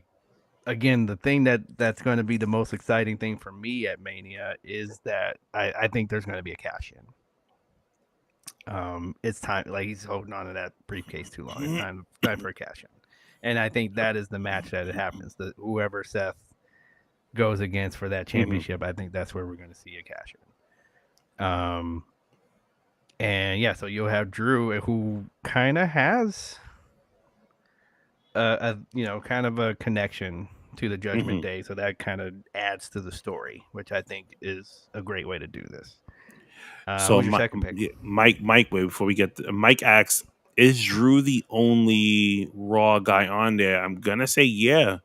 It's weird. I just noticed that Drew McIntyre is the only person from Raw in this match. That's the hilarious. Rest are all SmackDown.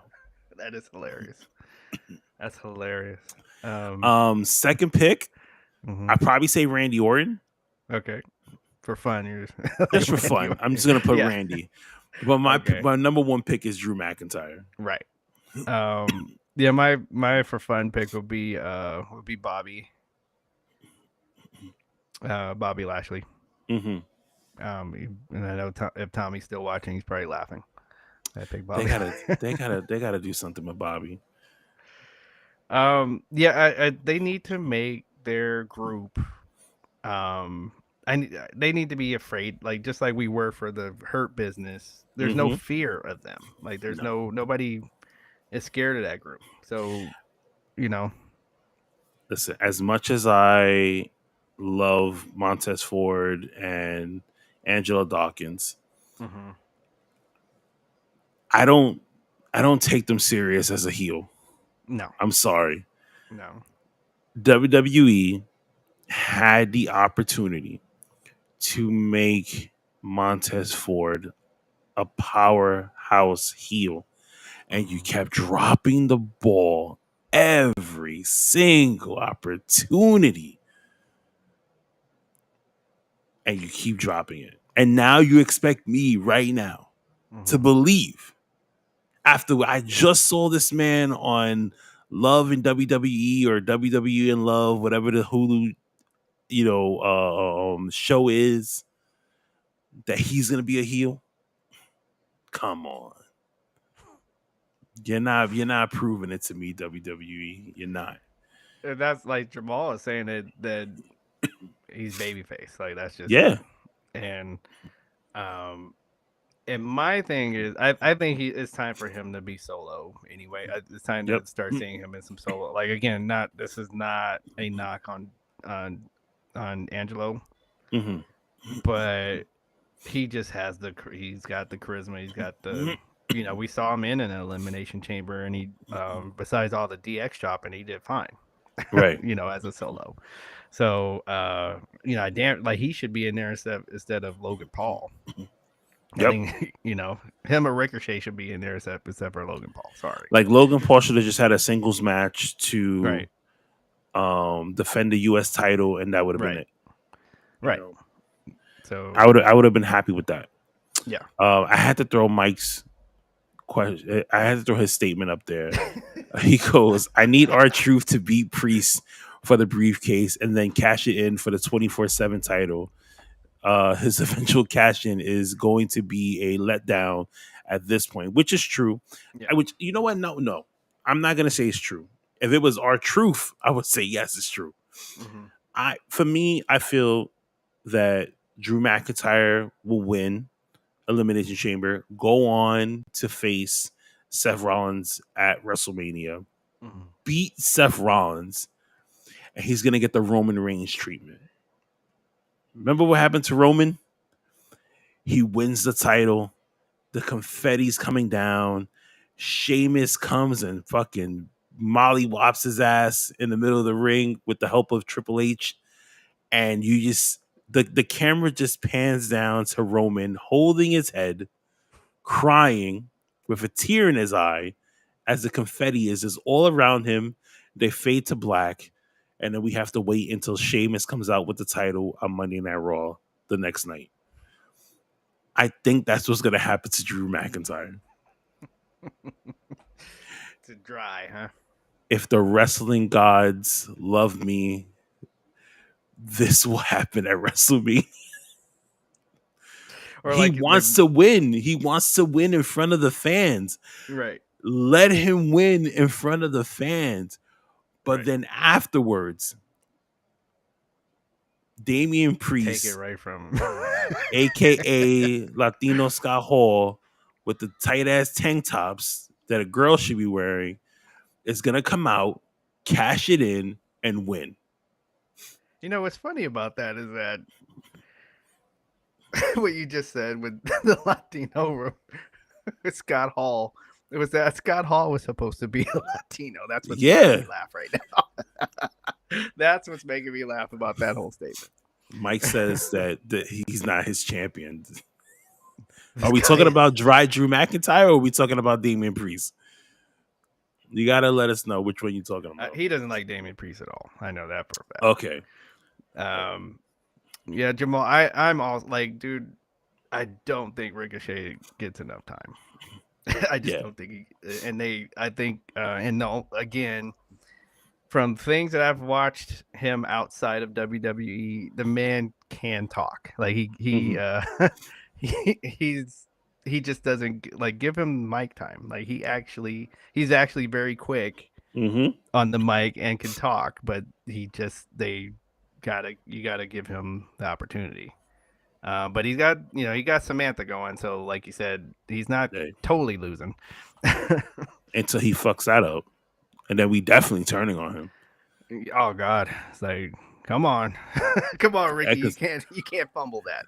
you listen, Ricky right now is, you know how like you watch those old shows where like the guy um gets the girl pregnant and the dad comes out with the shotgun and was like, "You're Right, gonna marry my daughter now." Yup. right.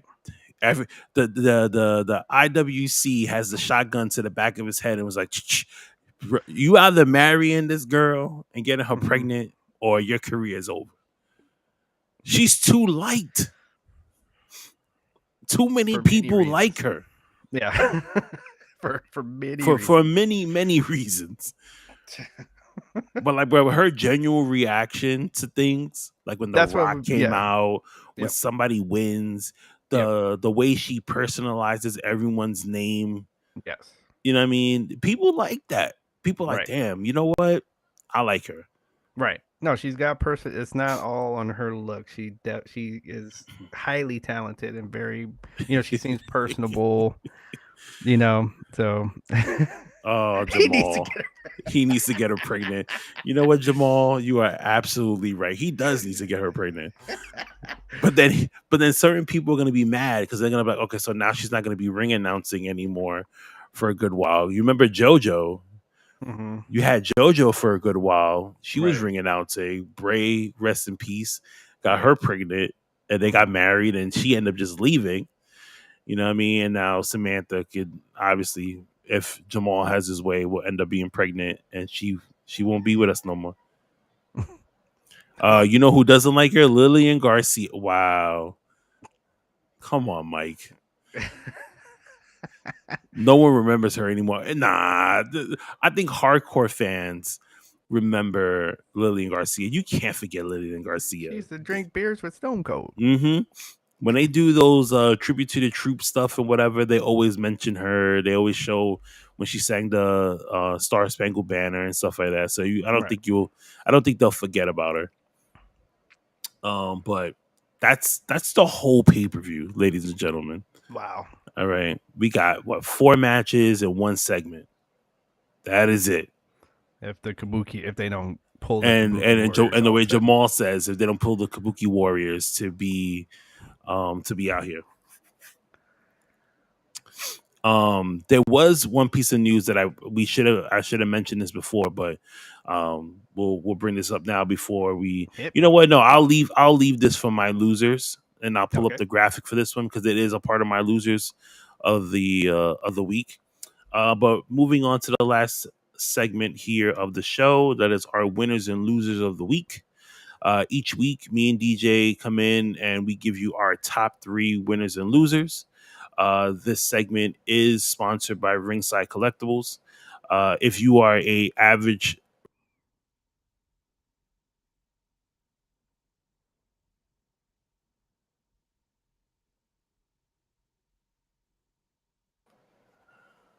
I think we're I back. froze.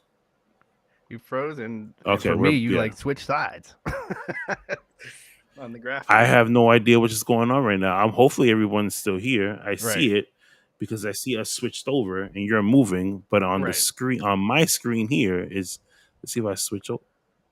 Nope, it just, let's see. I'm looking. You're moving Yep. on No, I'm camera still because I'm on. checking. Okay. Nope. Still on. All right, so I'm gonna keep talking because you're not moving.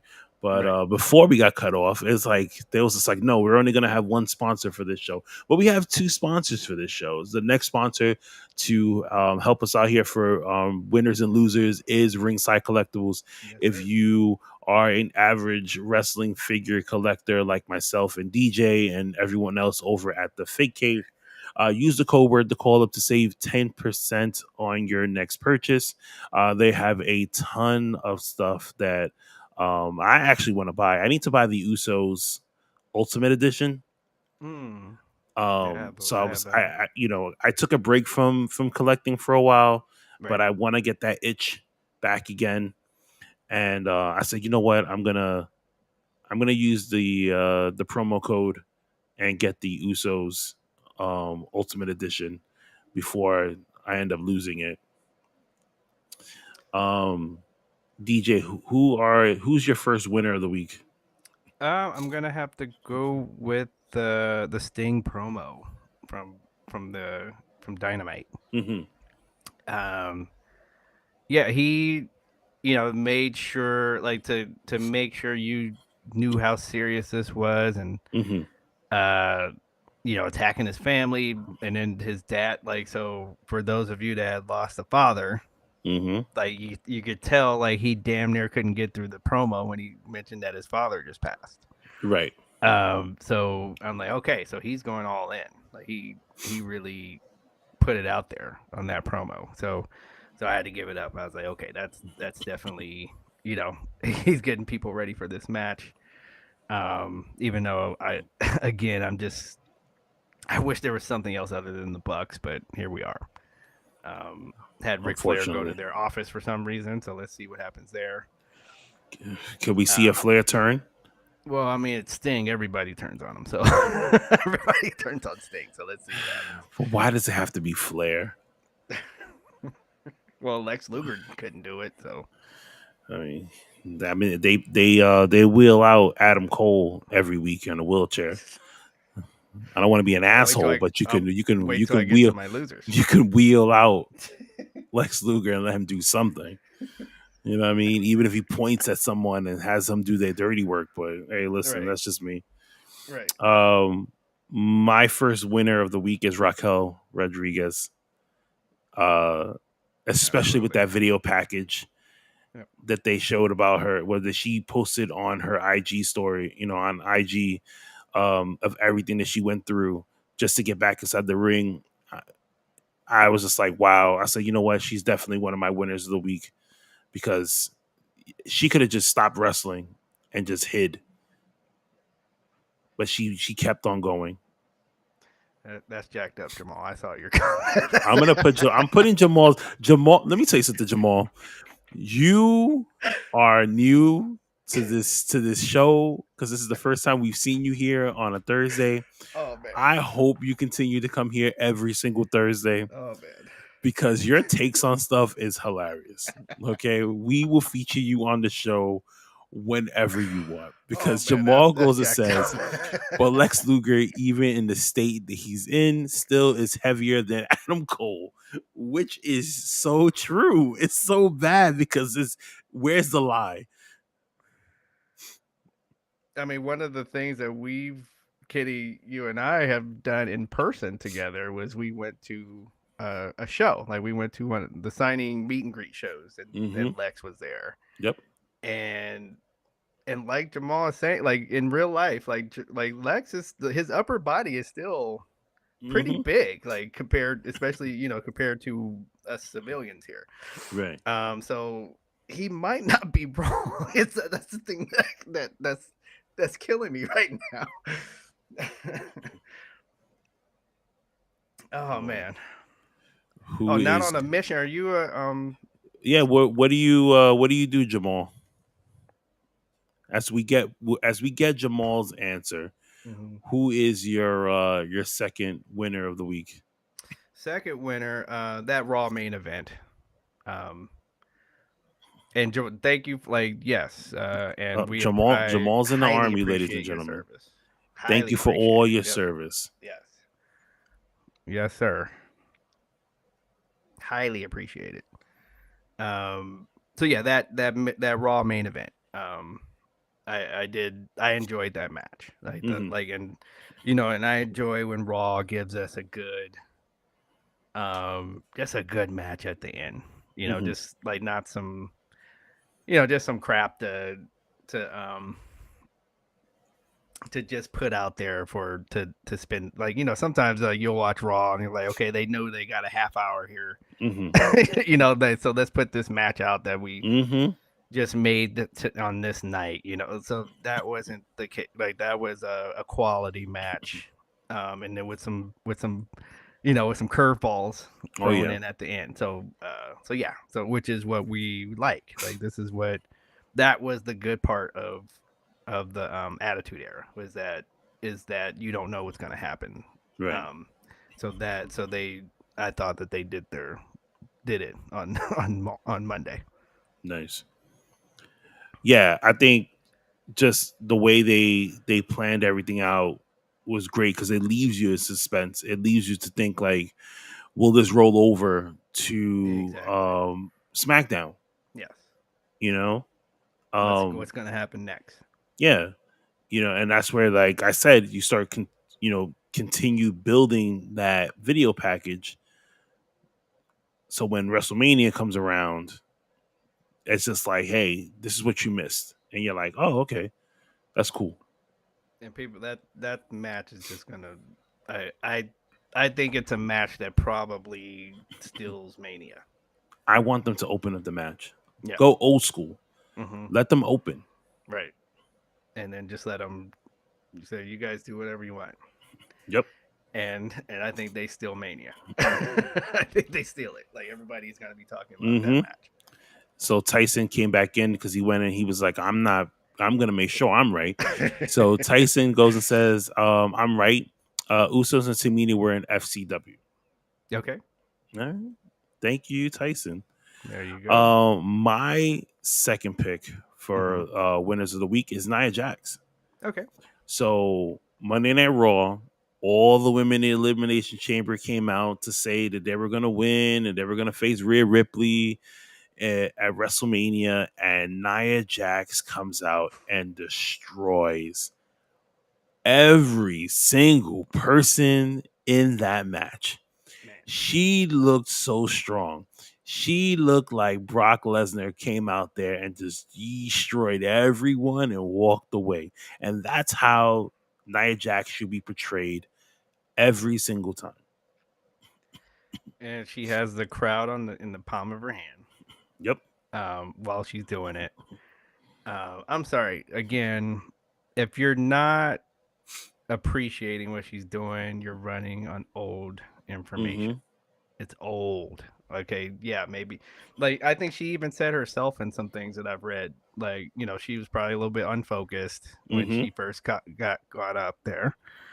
Um, and now and what I'm like, we were joking about it. Like the Samoan family probably pulled her to the side. It's like, yeah, you need to cut the shit. Like, Exactly. you represent us too. And she got herself in shape.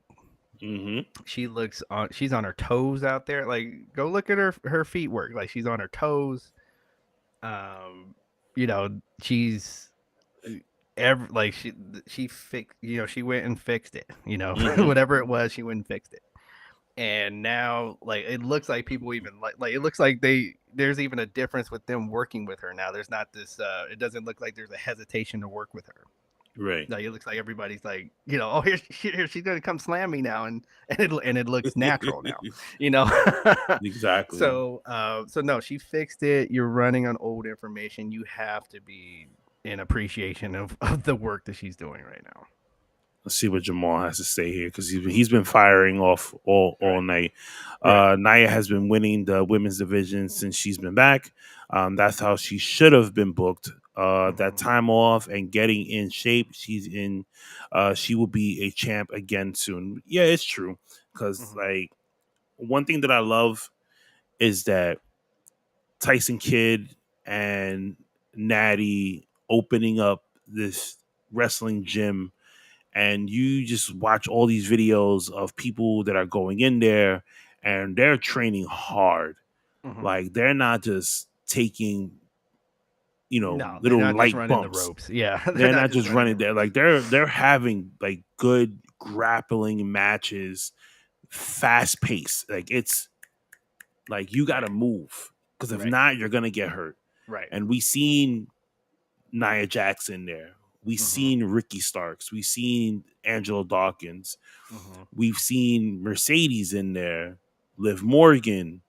Like the list goes on of people that's come in through those doors to be like, I need to retrain myself and get better. And it's been showing. The Dungeon 2.0. Yep. And they're hitting. They're hitting. Yeah, Jade was another person too that went there, Right. and Yep. look how she's Look how she's treating that ring now. She's not getting scared. Yep. And I think the only, again, like we were talking about Jade, like real quick, like again, the only reason why she's not in this is that they want her to win whatever this first match is, they want her to win and have where she is in a match and you get to just watch her, not this whole, because a elimination chamber, there's so much going on, Right. It's hard to keep up sometimes. It's like, okay, let's have her in a match and let her showcase. Which I think will be against Nia Jax. Mm-hmm. I think it's going to be against Bianca. That's my thing. That's my guess. Right. But yeah, so that was a good winner, like overall though. Do you have another winner? Yeah, so my third winner is Wardlow's promo. Really? Dynamite. Yes. Oh, you're gonna hate me then. Well, okay, this is what maybe you'll have an open mind here. The reason why I like the promo is because he's never done that. Mm-hmm. He's never just got outside of himself and just let it all out. He let all of that frustration, all the thing, like, yeah, he mentioned WWE. I get that. I get the whole, Dynamite, another mention of WWE. Yeah, I'll take a point off for that. But other than that, the fact that he let it all, because again, the best promos have a little bit of truth in them. Mm-hmm. That's when you see people do their best on promos, and that's what I felt with this promo. He's like, dude, I should have, like, this is where I should, it's the frustration of it that we know is going on. It's like, I was all the way up here, and then all of a sudden you signed all these people, and then you pushed me down the card because you signed all these new toys. That's basically what he said in the promo. And that's why I liked it. Okay, because that's how he's supposed to deliver that promo for what's happening to him. Mm-hmm. That's why I liked it. So if the complaint is that he mentioned some WWE guys, that's fine. That wasn't even why he's on my list, but okay. I'll get in. I'll give my reasoning. I'll put him first on the list of losers of the week. But my last pick is Jackson Jr. interview on Chris Van Vliet. I know we talked about it before, but I think he was hitting so many good points. I love the fact that he said that, if he was to get into a wrestling ring to do anything, he wanted to prove himself not only to the fans, but to the talent in the back. Sure. And it reminded me of Bad Bunny. When Bad Bunny took 3-4 months off just to train, not even go to a pay-per-view or Monday Night Raw or SmackDown. He just trained he stopped doing shows. So I think people learned from there's two wrestlers or two people that came from outside of wrestling, and they saw how people flipped, and I think they learned. So the first one is Mr. T. Mm-hmm. Okay, so we were all excited about Mr. T, but it's like he didn't look that great. He wasn't in shape. Like if you go look at WrestleMania 1, he was not in shape. WrestleMania 2, he was missing his, like, the reason why Roddy did what he did is because he was missing cues. Like he was missing the stuff that they worked on. So he's like, okay, I got to flip this all the way around and get something out of him, because he's missing the cues and he looks like he's not invested. So, and then the other one was what's his name that won the WCW freaking championship? Oh my God. Right now I'm going to call him Dewey, because that's Dewey. Yes, from Scream. Okay. Why can't I remember his name? Yeah, but he David Arquette. David Arquette. There you go. Thank you, Jamal. And so yeah, and even though, like, I hear he didn't even ask for it, like they just kind of said, no, this is going to be great. But still, I think they learned how people turned on you when you're not when it just you look like an outsider when you're in Mm-hmm. there. And so you got to give it up to Bad Bunny. You got to give it up to Logan Paul. Like you could tell that they did the work. You could see it. That last Logan Paul match, Mm-hmm. I wasn't a fan of. So now we've gotten over okay, he's just, we've seen his first few matches, and then now Mhm. you go against somebody like KO, who knows the ring psychology and doesn't have to go Right. 100 miles an hour.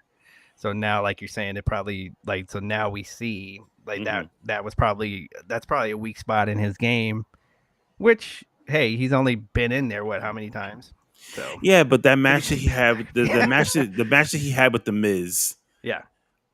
it was so off Mm-hmm. that I was just like, okay, this needs to end because we know the Miz is not gonna win because he needs to stay back because Maurice is having some real life issues. Yes, sir. You know what I mean? So he's not gonna leave and God forbid something happens type of thing. Right. But and even when he did that back promo segment, he looked off. Like you can tell he was just out of it. Mm-hmm. Yeah, it is time for him to drop the title, though. I will say that. And yeah, Pat McAfee, his match with the before mentioned Adam Cole, that was a damn good match. Like, Yep. so for especially somebody in their first time wrestling on television, that was a damn good match. Right. Okay. Jamal has something good to say over here. Yep. About Logan Paul.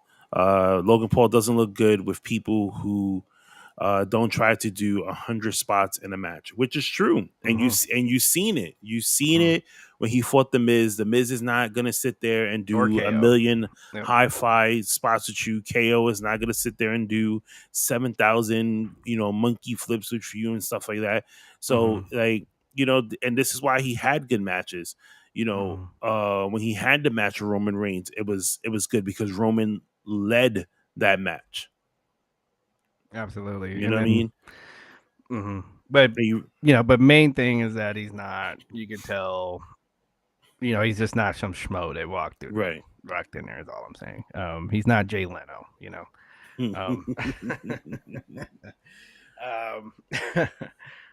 All right, so let's go. You ready to go to losers? Let's go to the losers. You want me to go first, or you want to go first? I got two. I ended up with two losers. Okay, some of them we kind of talked about a little bit, but my first loser is the Diana Purrazzo match. Oh yeah, that Deonna Purrazzo match with her and was it the local talent? Yes. Well, they said it was local talent, but she's a legend in the wrestling business. Okay. But my thing is, so one thing I like, so when they have these matches and I'm okay with, doing like a classic. You remember when we used to watch WWE and on Saturday morning, and it'll be the superstar versus the person that, that didn't even get entrance music, right? And that's okay. Okay, I'm okay with those kind of matches. But stop trying to make it a 5-star match with this person that should not be in the ring with the other person. It's okay that it's a squash match. But okay. The thing about it is, DJ, is that these two women have had matches before. Like Madison Rayne and Deonna Purrazzo, have had good matches in Impact. Mm-hmm. And then she got somehow I don't I don't know. I would have to run the tape for me to see whose fault it was if there was a fault.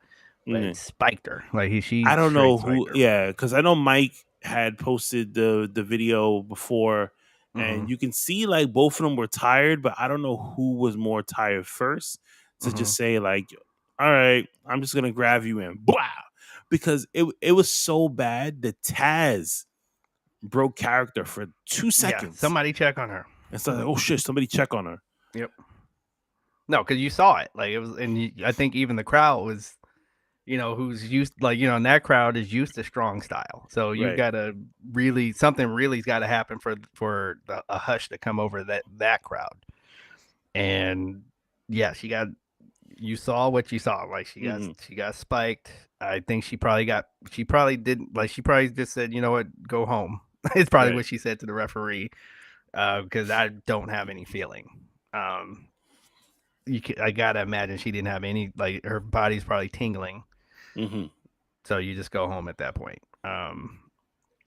It's funny that you mentioned that because that was one of my losers of the week. Yeah, it had to be. So It yeah. had to be. Go ahead.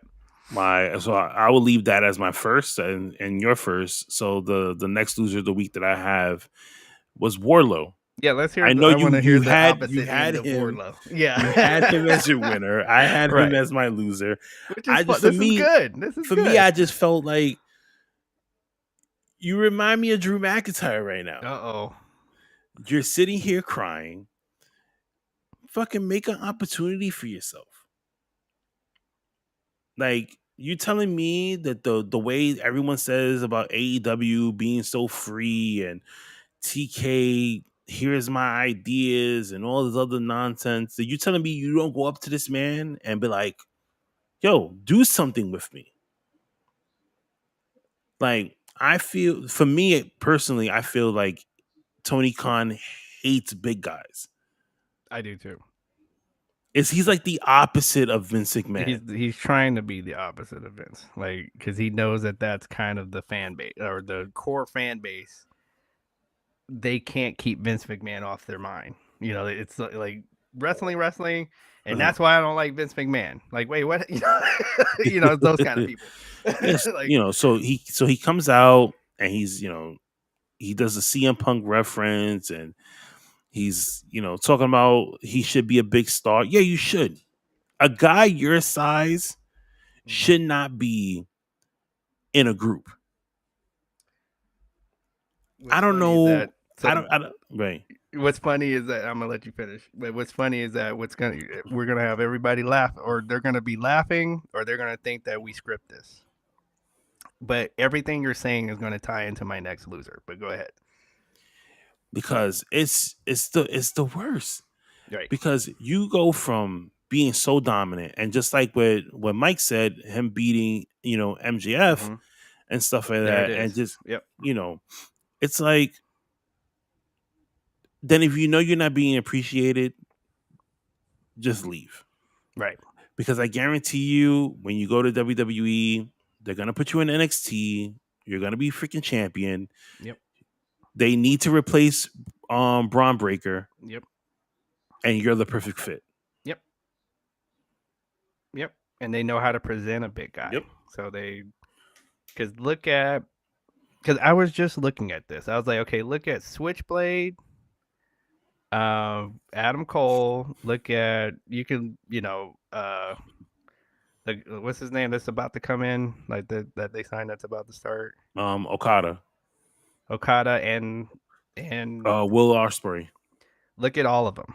Look at their bot. Like, they damn near are the same person. Well, Will Ospreay is a big guy. Mm-hmm. So yeah, he but put definitely on muscle. Like, okay, good. But like Switchblade, and yeah, he looks like a normal dude. Like kind of a dude walking down the street almost. He's a guy I see at the gym.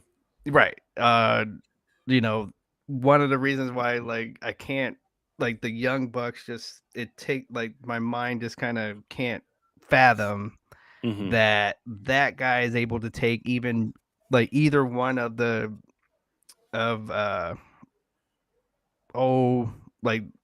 Acclaim. Like, why would they be able to take either one of the Acclaim guys off of their feet? Okay, that it just I can't look at them and do it. Like, it's like, come on, so but yeah, so let me get to piggyback. My next loser is the Undisputed. I'm like, can we not say that this is falling flat on its face? It is. Okay, and stop trying to give me this, we were stars way back when in another company. Nobody cares. It's like, and you could tell that the crowd doesn't care. Yep. They don't care. Okay, even these people that want to say that they do, they don't. Like, you guys are, the crowd goes mild every time they come out. like you're saying, why the hell is Wardlow in this in this faction? Yep. Okay, You it's had out it of right in place. this company in general. So my point is, Hashtag save Wardlow. We're gonna get that save trending. Wardlow. Yep. Hashtag He save doesn't. Wardlow. Free So Wardlow, that's please. why I liked the promo, because it was this what the hell kind of thing, and he's letting it out, he's hollering, and so yeah, and I think he did try to present to him, hey, I just beat MJF, and Mm-hmm. isn't it time? Oh no, I got CM Punk and these. Did you see these signings? Go over there and power slam somebody 5 times and walk out of the ring and keep doing that, because Exactly. I got new toys. So I think he did present something and ask why, what's going on. So yeah, and then but Undisputed. I don't like it's a beer break for for when they come out. I'm sorry, like they just it's bad. It's boring and bad. Since I don't have any more losers of the week, I'm That gonna was put my you. that was my I'm gonna put Jamal's losers of the week here. He goes.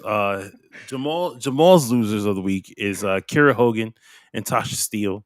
Apparently, there's a video. He posted a video on the Fake Cave where both of them are talking trash about Mercedes Moné. Me personally, I don't care because I don't think Mercedes has done anything relevant since leaving WWE. This has only shown me that she needs the WWE product.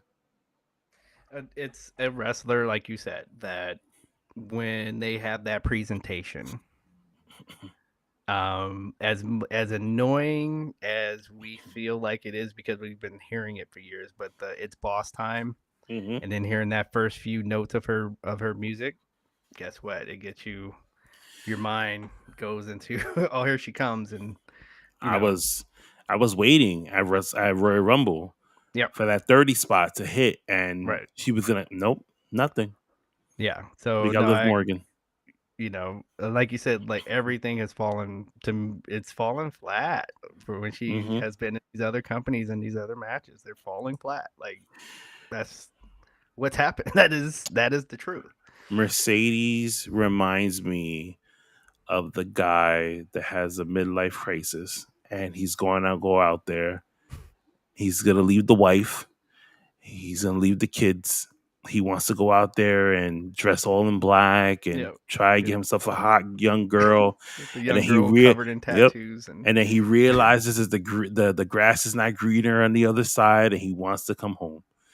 Eventually, she's going to come back to WWE. sure. No, I think even she kind of said that she just Mm-hmm. wants to experience these things, as she saw probably in the negotiations. Like, you're not worth this much, right? Like Mm-hmm. this is how much money you're worth, and Like you showed it over when you left. listen, she has to do something big in AEW in order to get that money from WWE. Circle of debate. What's up? Circle of Debate is in the house. I know what's going on. Let's The see. loser I put Mike. name. I put Mike's loser of the week here, and that's AEW limit draws again. Yeah, that's like their 10th time You don't need to keep doing that. this. It doesn't need to keep going on. But what's Like, happening is nobody wants to do the job. right. Because like you And just said, like everybody they letting them run the asylum. So now people don't want to do the job. because not for nothing, it was a good match. Like it Right. started off a little bit slow, Mhm. and then it kind of just worked their way up. Where Sure. like I was like, oh, okay, Sure. like you guys are No, hitting. they got me. Yeah, no, they got me. I had to watch it. Like, it made me sit down and watch it. Mm-hmm. What else But did Mike have to say here? If that's the kind of talent they put her with when she debuts, yawn. You have to bring back Britt Baker. Where is Britt Baker? catering. Is she waiting for Hayter? Because I know Jamie Hayter is still injured. She's still trying to get cleared. Right. And it says have big matches against them. And Tony, that's all they have, which is true because right now Tony Storm is holding the it is women's yeah, that is division together. Yeah, because I don't because even because I follow Thunder Rosa and her Mm-hmm. stuff, and she even says I'm not in shape yet. Like you see her Mm-hmm. going like part of her vlog is her in the gym. She's like I'm not in shape yet as she's riding the bike, so she's not ready yet. Let's see what Jamal has to say here. What big is there to do in AEW? Like, yeah, I understand it's the alternative, but she legit has maybe 5 good options. Yeah, that's true. It's not that many people, especially if you have people out. So, like, you think about it. You bring in, Man, you bring in. it's his next post that's got me.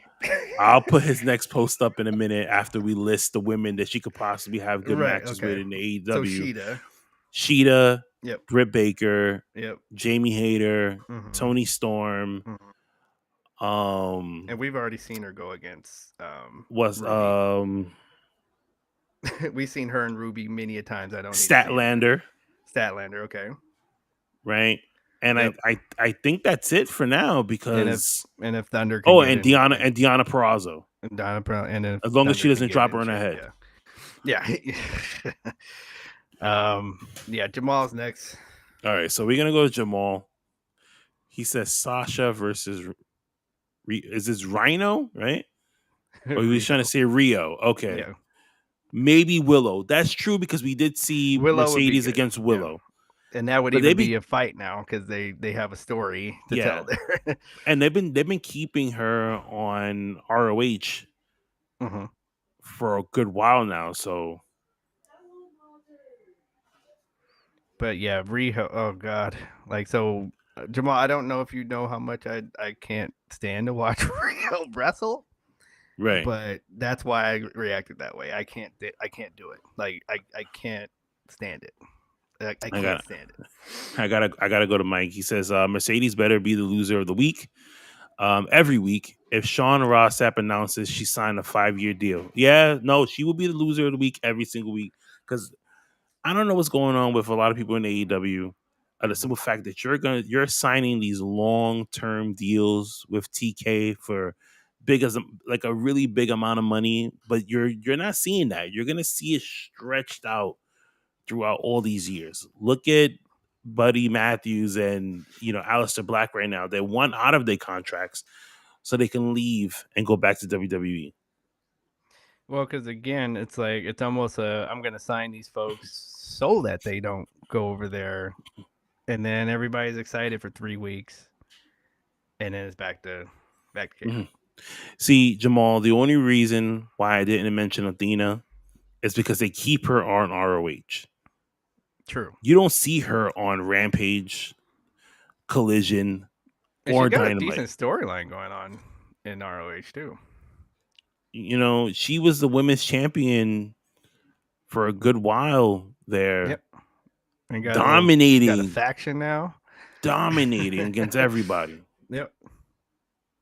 Yeah, she got a little faction going, and her and Nyla Rose, right, are going back and forth. So yeah, she kind of like, dare I say it, she doesn't really need to go on AEW television at this point. So, but that's it. We've talked about everything. We've done our winners and losers. We've went over news. Jamal is still going off if you let him. I'll read one more of Jamal's stuff right here before we go to shout outs. Because she's better than a lot of the female roster, but she probably doesn't kiss up to TK, which is true. I always say this: if you don't get the TK hug, you're not getting anything. If he don't hug you, look at Cesaro. Like he got the hug, and he's basically doing exactly the same thing he was doing in WWE. And you know what? And it's crazy because I said that on Wednesday to Jackie. I was just like, as good as Cesaro is, I always see him as the second guy. He's doing exactly the same thing. Exactly. Like. But let's get into some shout outs here to end the show. All right. Let's go back here. So first we got the Knuckleheads Network. One of the many that helps us here each and every week. You can catch them every single day, Monday through Friday, from 9 to 12 midnight Eastern Standard Time. They will give you a boatload of everything from sports to wrestling to life advice to comic books. You name it, they have a show for it. Next shout out I have here is the Fig Cave podcast.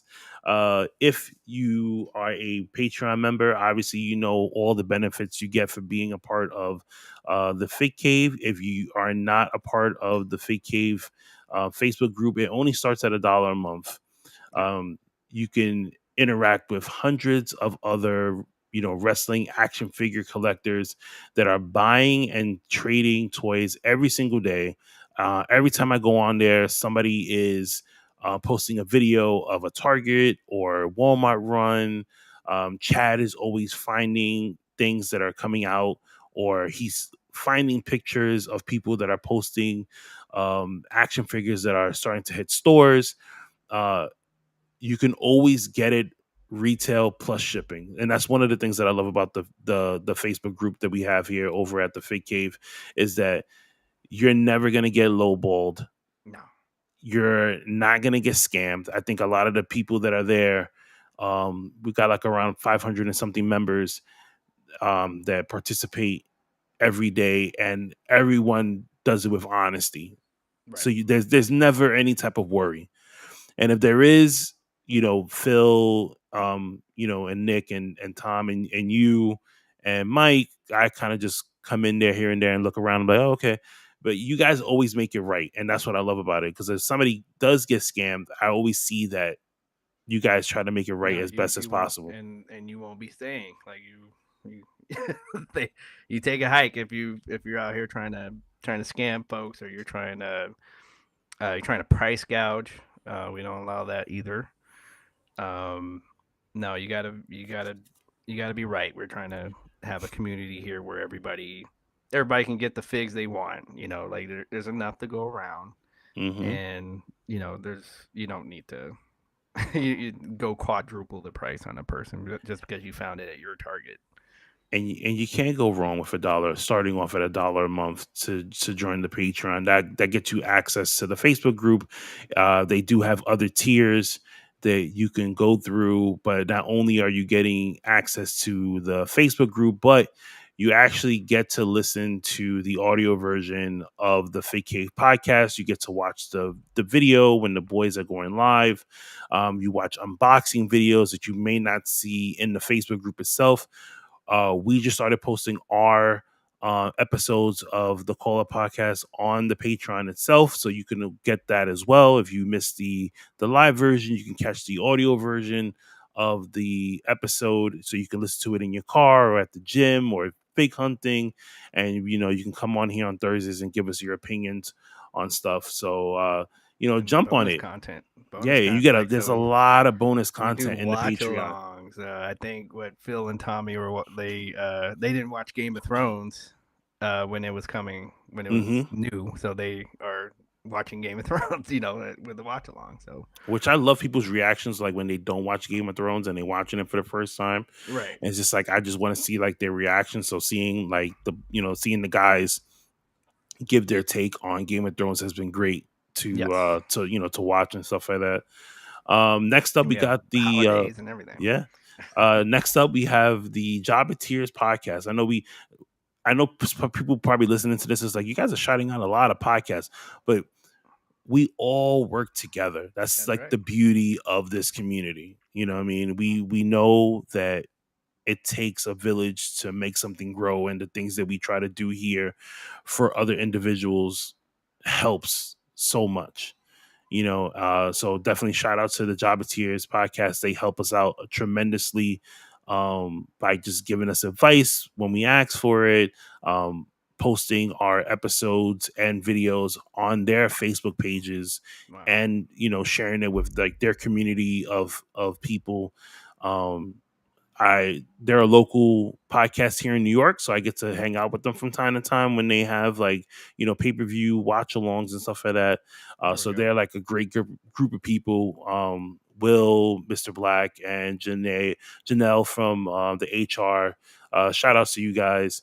The Dumb Marks podcast, shout out to them guys as well. You can catch them every Saturday at 11 o'clock on YouTube.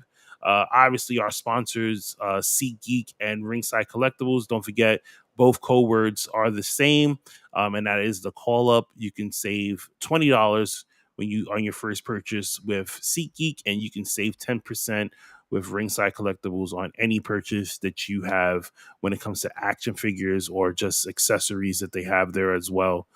Last is Battle Club Pro. They are a local wrestling company here in New York City that puts on some amazing matches. If you are not following Battle Club Pro, please do so, because there's been so many big names that came out of that school and that company alone that they can put on their own WrestleMania. Well, Any other shout outs, DJ? Just like make sure you're for us California people.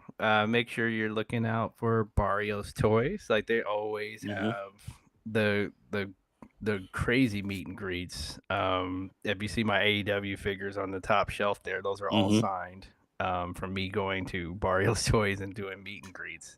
They had Mick Foley. They just had Swerve. So yeah, they don't mess around, right? So make sure that's in the Sacramento area. So just letting you know. And then yeah, just everybody, tell your friends, come on back. Let's keep climbing. Like this, as you can see, like our takes on wrestling is we don't do the whole echo chamber of everything. Like we don't say the same talking points as everybody else does. We're totally different. And that's why let's make sure people know what's going on here and keep the show climbing. Yeah, it's a circle of debate. Oh yeah, see, I'm in Inglewood, so there you go. So send me a message. We can get a beer or something. I'm good. There you go. See, making connections. This is what I love. But guys, we're going to close this out by just saying thank you to all of you guys for all the support each and every week. The numbers have been great. The numbers are going up. It's like every small step is just getting us to where we want to be. Even if it's just one person like Jamal that just joined us. Mike came in. He's a regular here. Circle Debate. They always come in at the far end because they're on the West Coast. Who else? We had Crown that came in today. Tyson that was here. Tom. Obviously, I know that the Knuckleheads, they come in from time to time, and everybody else. So definitely, yeah, but definitely, without you guys, it'll just be me and DJ talking to each other. I mean, we talk to each other every day anyway, but then it would just be me looking at DJ's face through the screen. So it's good that we have this interaction with you guys. And just like the beginning of the new intro said, this is a very interactive podcast. We want to make you feel like you're a part of the show. So never feel that your comments won't be seen. We don't need humper chats. We don't need super chats. If you want to donate to the show, we can give you that information. All that money goes back into the show anyway to help it grow even more. That's right. But that's all I have. We'll see you guys next Thursday. Continue following us on Instagram at the Call Up Podcast, where we'll inform you on more and more stuff, and you can interact with us a whole lot more there. But guys, until next time, be safe and have a good one. We'll see you at 5 o'clock in the morning, right? For Elimination Chamber, guys. Please be there. That's on the West, 2 a.m. Yeah. Or 2 a.m. on the West Coast. We put the times out there for you guys. But we'll see you Saturday.